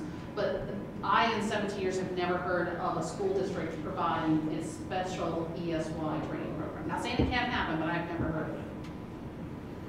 So during the course of the settlement agreement, the School District of Philadelphia has committed to providing these trainings twice a year. So we had the first one this winter. The settlement agreement happened in early of 2017. The district moved forward with a parent training that was inadequate by our accounts and by the feedback that we received from the parents. And based on that feedback and based on the fact that our executive director had attended, we were able to get a letter out and push the issue, and they did come back and do a new presentation, and the one that I attended had correct information, and it was modified. So hopefully that will continue to be the case in the fall, but we will continue to follow it so that we know that the information that we saw was presented at this second one will continue to be that which is circulated by the district to parents moving forward. We will do our best to circulate notifications when we receive them about available trainings. So if we are aware that the district is doing their fall training, we will try and get it out in our network. Again, we rely heavily on the parent network to also get the word out. I know that many of you are here today because you have active parent friends who are in the loop and representatives who are in the loop. So, and this was a big important one for us, data collection, because one of the challenges we found in engaging in this lawsuit is that there was not a lot of data that we could point to for evidence. So just as you all have challenges when you go to IEP team meetings to say, it's page 17 of the handout, when you all go to IEP team meetings and you want to show that you need something, you're trying to figure out what data can you bring, like how do we get the data? We have the same issue in a lawsuit. So we were able to draw on our parents and gather as much data as we could, but we also put the district in a position of having to collect data and quantify the services that they are providing. So come September, and for the next couple of years, we'll be getting that data from them, and that is one way that we will be able to monitor and gauge, okay, so they said that they're going to provide these individualized services, but how many people actually got it? How many people actually asked for it? Of those who asked, how many were denied? So that, and those numbers are going to tell us something, but they only tell part of the story. Your stories tell us a lot too. So, question. So, and it may sound like I'm coming across them calling people liars, but maybe that's what I'm calling. Because, see, they can provide you with information all day long, right? But the parent may not have even received the information, because for children that have gotten ESY services in the past, and I've been working with a parent since before I started working here, I'm just continuing, I haven't seen any information that the child received, what type of services was given to him in ESY. So this is the voice of experience we are hearing of people who have, if parents in their individualized IEP team meetings where they're supposed to get information about their child's progress, if they're not getting information, what makes us think that we're going to get information, and what makes us think that if we get it, it's going to be reliable? Those are wise questions. I wish I could say, oh, well, we have these safety nets to make sure we know the info. We're not going to rely solely on that data. So we know that they have to provide it, and I will get into a moment kind of how the monitoring element comes in. And so to that extent, I think the courts provide us, and the terms of the settlement agreement provide us with some framework by which we can require that they give us data. The reliability of that data is a whole other question, and so we are not going to just assume that that data is going to paint a picture. The data is one part of the story that we are trying to tell if we have to go back and enforce it, but also our own comprehension of kind of what's going on, and are there pressure points where things, specific things, are really failing that we can focus in on.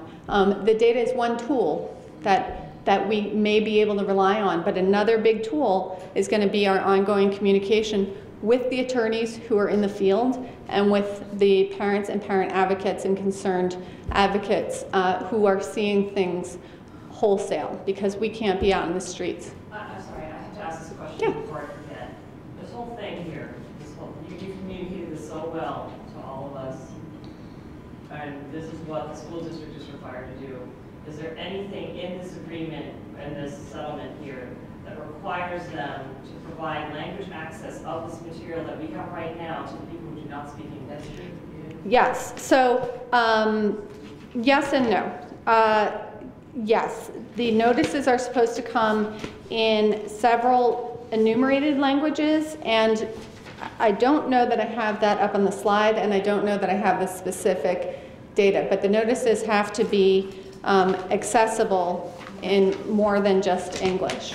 And I will... And it specified which languages those are? Yes, there are select languages that were enumerated and others that were not. In the handout, I believe in the teacher's reference, there may be reference to that, and I may be able to quickly pull it up at the end of the presentation. But it is required to be presented in more than English. I will get that specific information out to you with regard to which languages, because I know it is not comprehensive, but it is fairly extensive.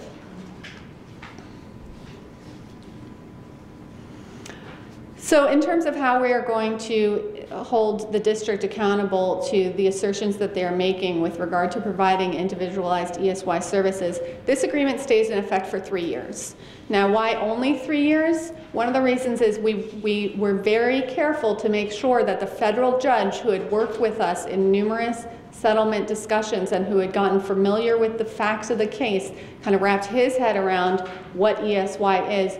We wanted him to stay with the case in case we needed to come back and enforce it. And in our experience, federal judges are not eager and necessarily willing to say that they will just stay with the case into the future without a cutoff date. And so after negotiation, the parties agreed that within 3 years, we would continue to gather the data for 3 years, the notices would be changed. In part, the thinking was that if they're going through all the effort to do the trainings, to modify their trainings, that it's going to take a certain amount of cost to pull that out afterwards.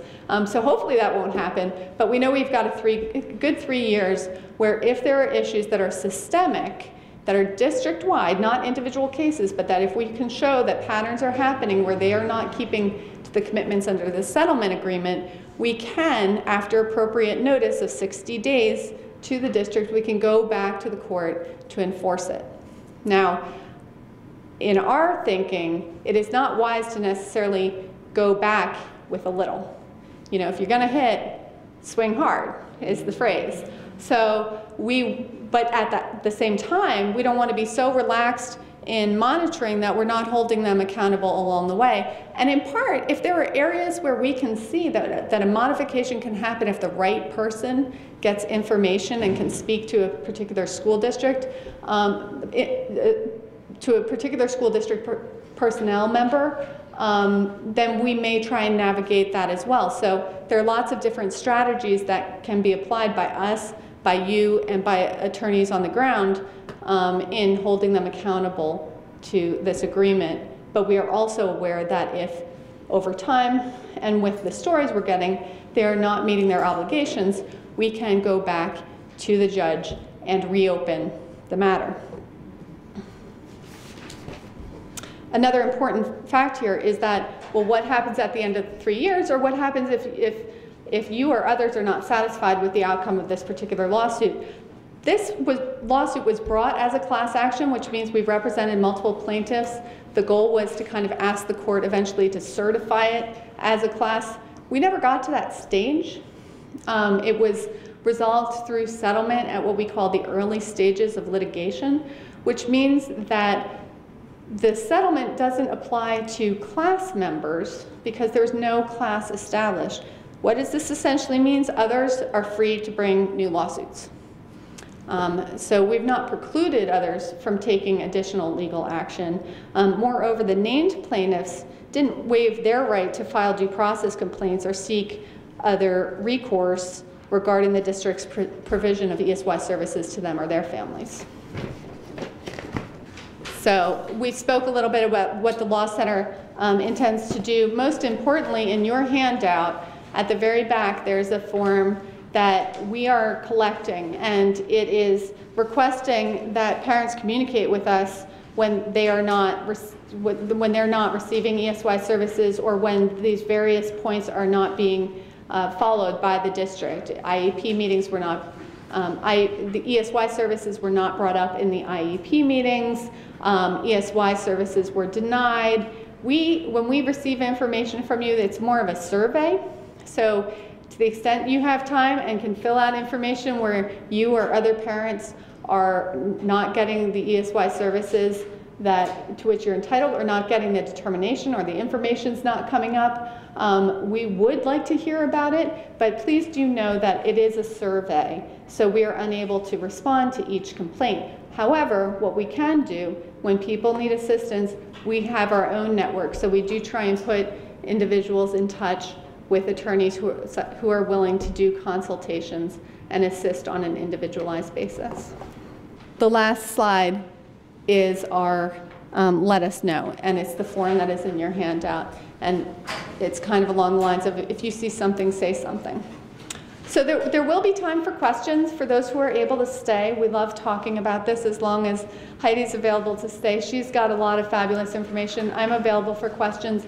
If you have to leave, the one thing that I would really, really, really appreciate is our intern Alexandra is going to hand out some evaluation forms, and those evaluations help us figure out how to give better presentations, and they're really, really important to us in terms of improving our model and understanding what we were doing well and what we need to improve upon. So if you all could take a moment, and you can even use the free pens that are handed out, and please take a pen, and that also has a number of Heidi's law firm in case you wanted to get in touch with them directly. Before people go, I mean, my special education director or ours just sent me an email saying she discussed with the team already. This is the number of minutes you're going to get, and it doesn't matter what placements we haven't even had in this mind yet. But she's just saying, I just already know, I already talked to the team. These are the minutes we're offering you. And so it's a predetermination, isn't it? So you are a member of the IEP team. Was it discussed with you? No. Yeah. I'm going to actually invite Heidi up, and for those who are willing to stay, Heidi, are you available to take a few more questions? You may have some thoughts that you may want to address on that, and there are still also a few questions that came over the internet. Oh, there you go. Okay, so in terms of, you get the email that says, guess what, I talked to the team and you're going to get 15 minutes of speech therapy every week. I would respond, first of all, in writing, not orally over the phone, and say, thank you for your email. You know, since I am part of the IEP team, I'm requesting a full IEP team so that I can have a full understanding of the basis of this recommendation. As an IEP team member, I have concerns about X, Y, and Z, and I'm concerned that that level of service isn't going to address all those needs. I look forward to hearing from you.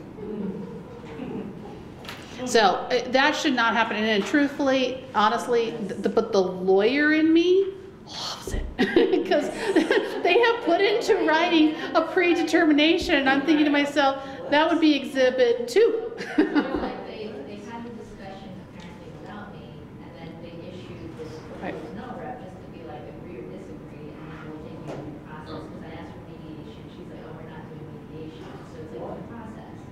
Yeah, no, that would not, you know, you don't want to stand before a hearing officer as a school district and say, we had a predetermination. I mean, that will get your hand slapped every single time. Because again, parents are an IEP team member. And one of the things I will say to you as a parent is why it is so critical that you're an IEP team member is you are the only person who will sit at every one of your child's IEP team meetings.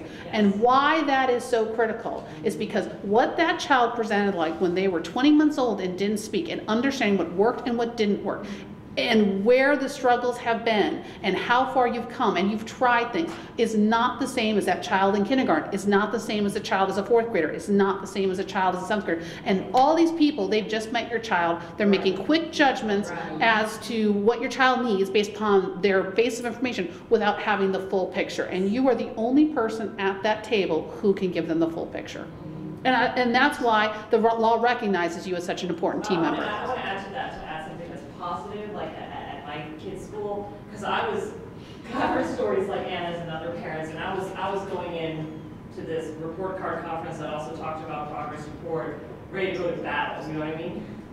And what they said to me, which is what every special ed supervisor and teacher should say, because they were there. It was a special ed supervisor, it was a special ed teacher, it was the two first grade teachers who were present. Oh, and there was also somebody from another person from the special ed team, like an assistant teacher. So what they said to me, what the special ed teacher who deals with my daughter every week, several times a week, said to me, she said, I asked about ESY, and I said, you know, I want to get ESY even if she's not regressing enough or whatever. And she said, we can do that. And she said, you as the parents are our #1 partner in this IEP team. So if you think that we, you know, what we're saying is not accurate or correct, then you have every right to say, I want ESY for my kids. Mm-hmm. Yeah. And I thought that is the best possible answer you could have possibly given me. That's why we like her so much.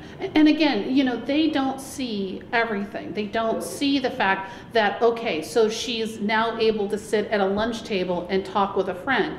And that's great, but it's a situation of we need her to do, I mean, they only, you know, when I'm out in the community, she won't speak to anybody. They see one small snapshot of your child and try to extrapolate it to a whole picture. And that's part of the, you know, there's a lot of hours in the day that the child's with you and not with them, and you have a different picture and perspective of that child. Yes. I'll let you go first. I think your hand up, Peter, by hot seconds. When, I apologize because I walked in late, you may have gone over this, but I know that in terms of ESY, the written materials say they're supposed to make a determination before the end of February.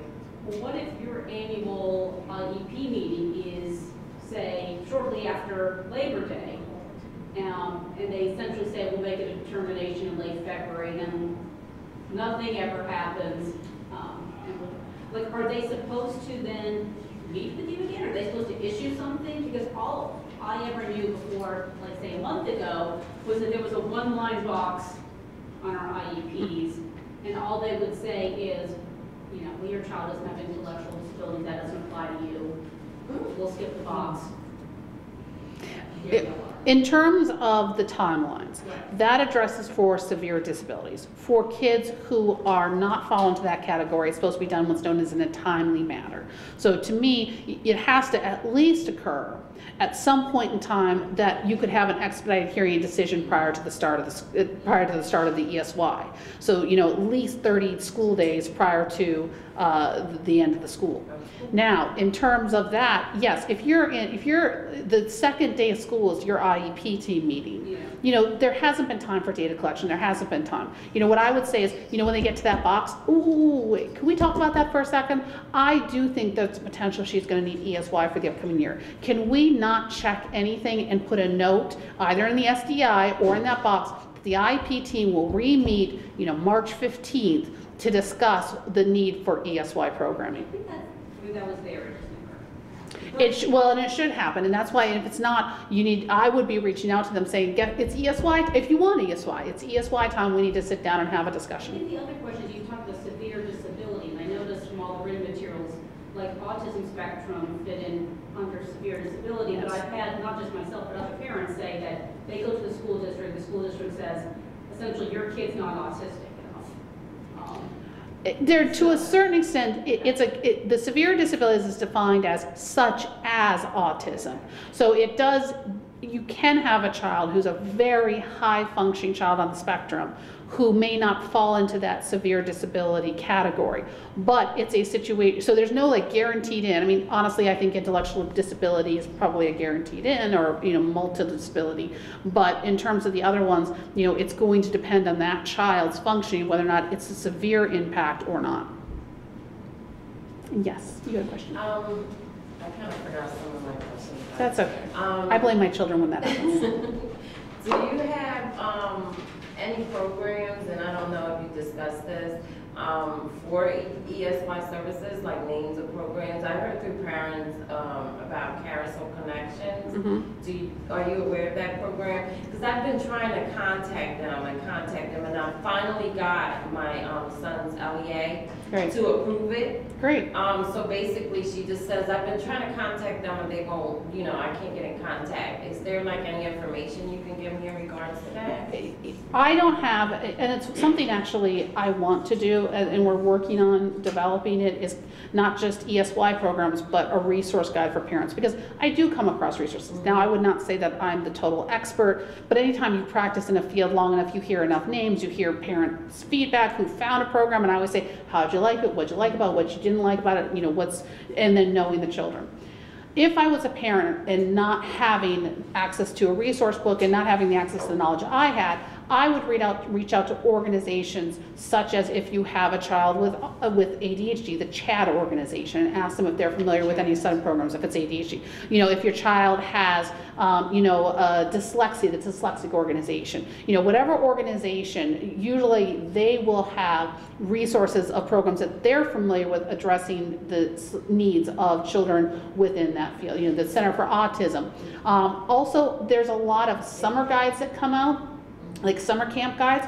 A lot of those programs are included in there. So I would read those and see if any programs, although I say this to every parent with any program, if there's an opportunity for you to view it or go meet or go talk, you should do that prior to sending your kid to any program.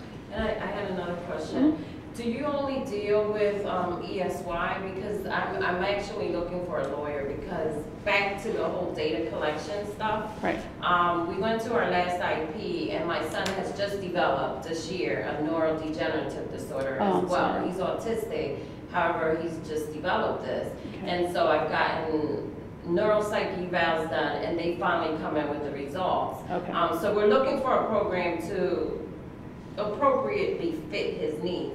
However, the whole time, you know, his IEP states for data collection, because he has a one-to-one with him as well. Mm-hmm. And so basically they just, at the last IEP, they provided me some data collection. What I want to tell the parents here, or whoever's here, that please look at the data, because a lot of times they just kind of like make it up at the last minute because this parent is asking for it. Mm-hmm. So I kind of went over the data, and they provided me data, I mean graphs, summaries, mm-hmm. everything, for a time that my son wasn't even in school, which mm-hmm. was like Christmas break.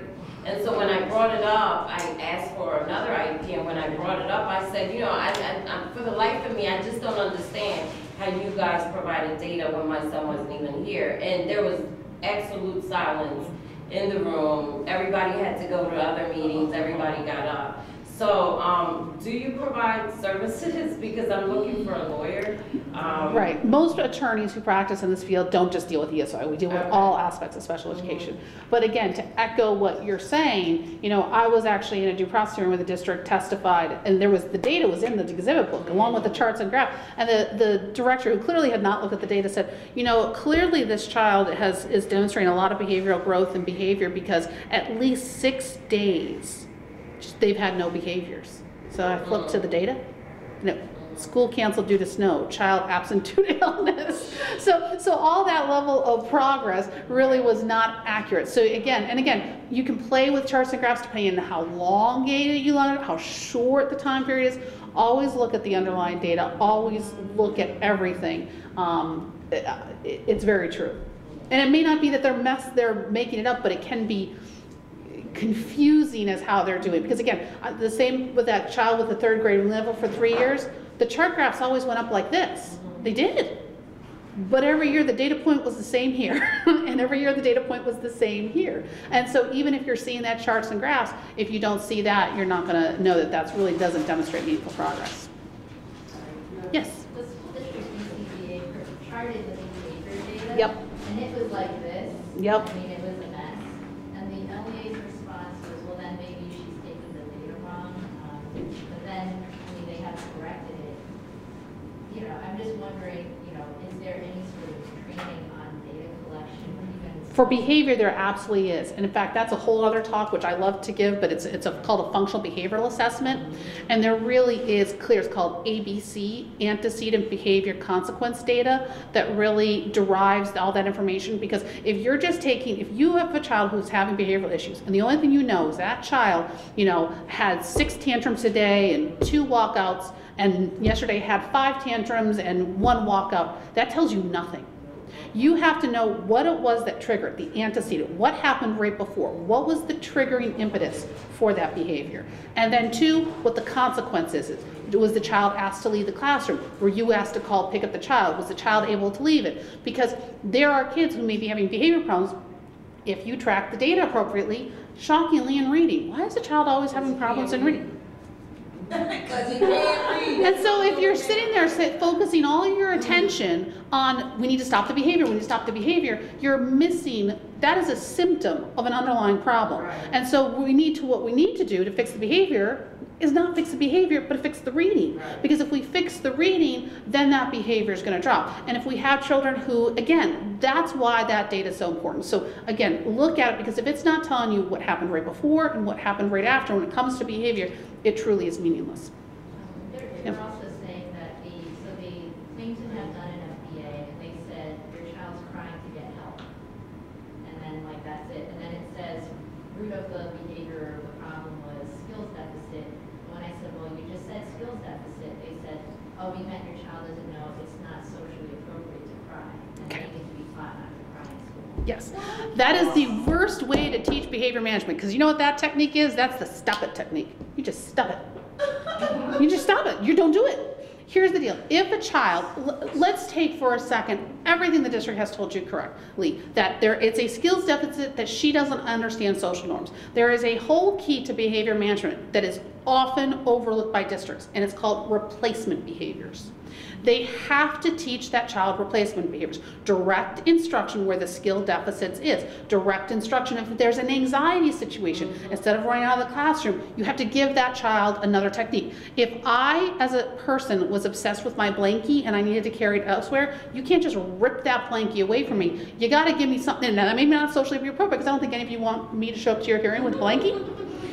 But maybe I replace it with something socially appropriate, like a pen. Somehow the pen becomes my new, again, if I have severe anxiety. So you have to give those children replacement strategies behavior, practice, practice, practice, so when they are being triggered, they have their list of techniques, and that everyone who works with them also understands, okay, when Sally starts to get antsy, because we know that's right before she's been triggered, then we say, you go over to her and say, do you need to take a break now? Do you want to use a chance to go talk to Mrs. Smith or something, whatever those de-escalation techniques are.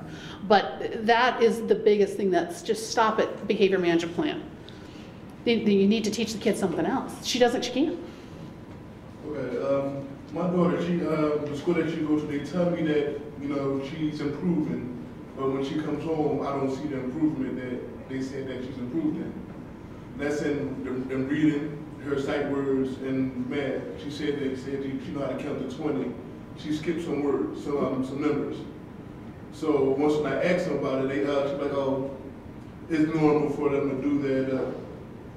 What can, like, the data, you say ask for the data, and say the data saying that she's doing good in that area, but then they get it again, they say she's messing up in the numbers and math.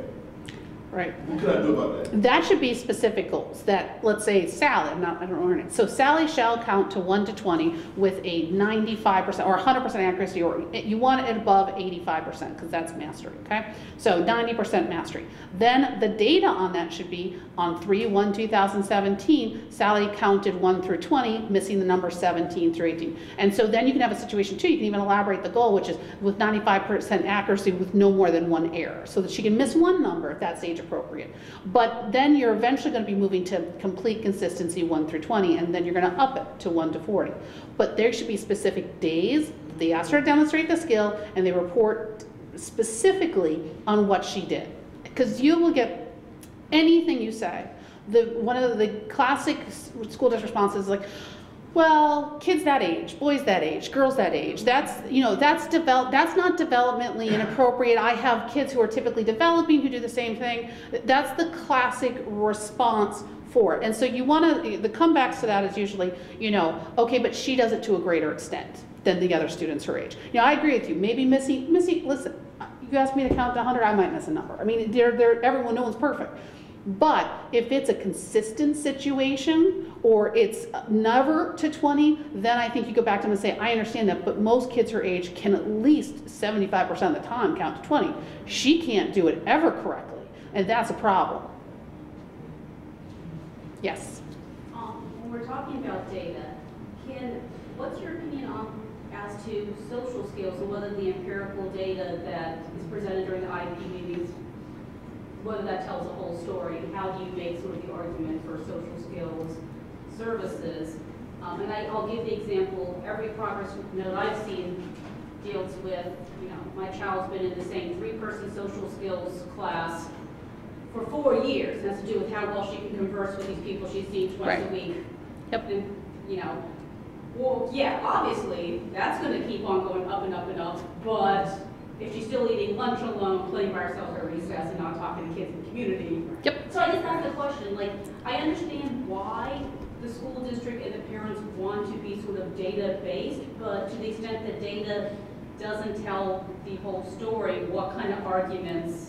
There is data that can tell the whole story. Okay. So what you say to that situation is, you know what, I think it's great. I think it's great in a structured, small environment with a group of 3 kids, she's able to demonstrate these skills. But I need to test whether or not she can demonstrate those skills out. So we want to have a situation in unstructured settings. Is she able to demonstrate the same skill level that she is in the small structured setting out there? Now, how do you test that? You have speech and language therapists or whoever's running the social skills group go out and do observational data of when she's interacting with kids, whether or not she was socially appropriate. Go to lunchroom. I mean, there's lunchroom monitors. It doesn't have to be, I'm here to observe your interactions with your friends. It can be out on the playground. It should be even if it's a step back, that she can do it in the small related service environment, but maybe in the classroom she can't. That doesn't extend to social skills. That's also speech. OT, like in the setting of OT, the child can form the letters correctly, and then you get the child's handwriting from the classroom and it looks like chicken scratch. That's a situation, okay, he's able to do it in the small setting, but we also need to translate that skill to an outside setting. And you have a specific goal with that, and you figure out, depending on what that goal is, who's going to monitor it, and they're going to do observational or data collection on that skill set. And it should be specific data again, not just, I saw a kid at recess there, they seem fine. It should be a speech and language therapist saying, I'm going to go monitor her for her, 3 probes, and I'm going to go out and I'm going to watch, and as long as she has, 3 appropriate, so whatever the skill is, that that if she's only able to do it twice, if she's not talking to anybody, but it should be definitely many probes over that.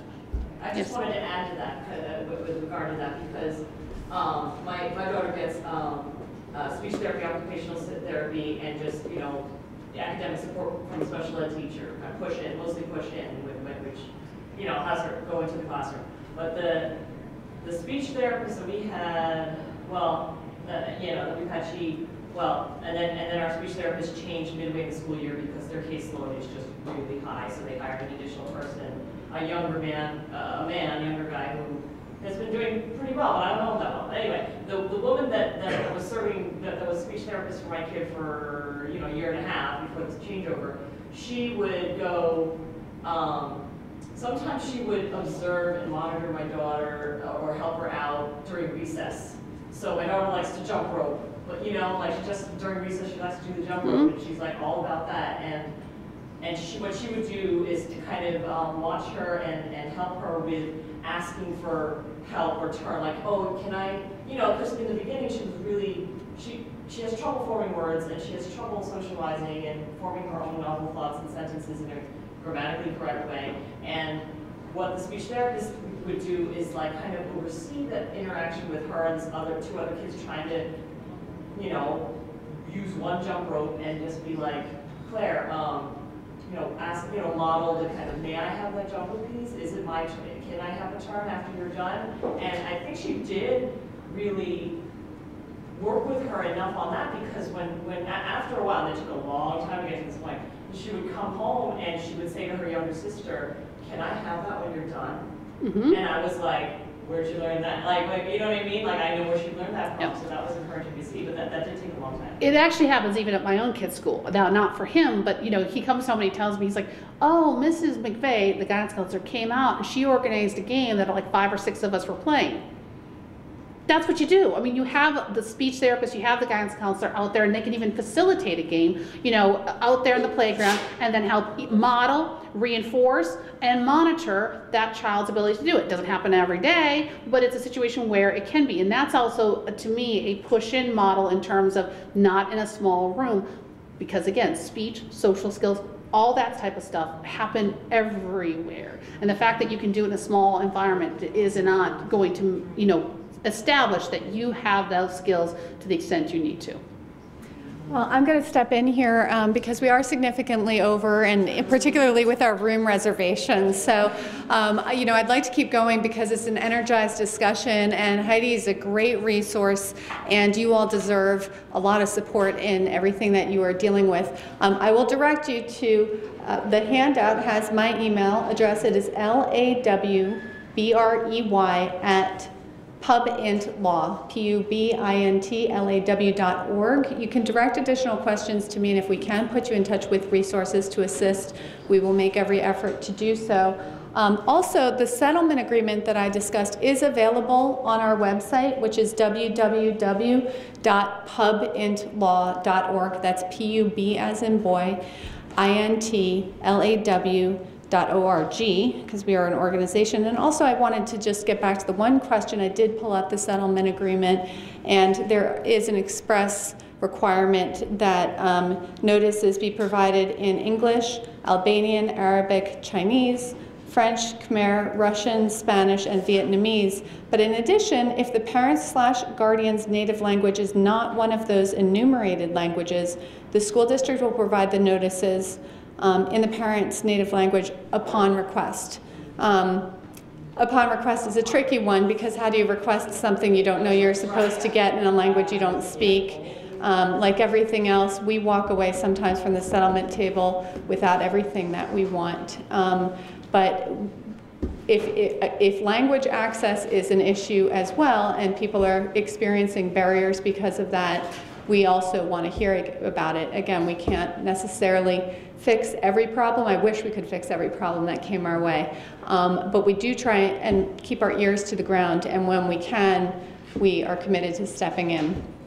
So thank you all for your attendance today. Please do take a moment to fill out the evaluations, help yourself to coffee, and stay in touch. Thank you.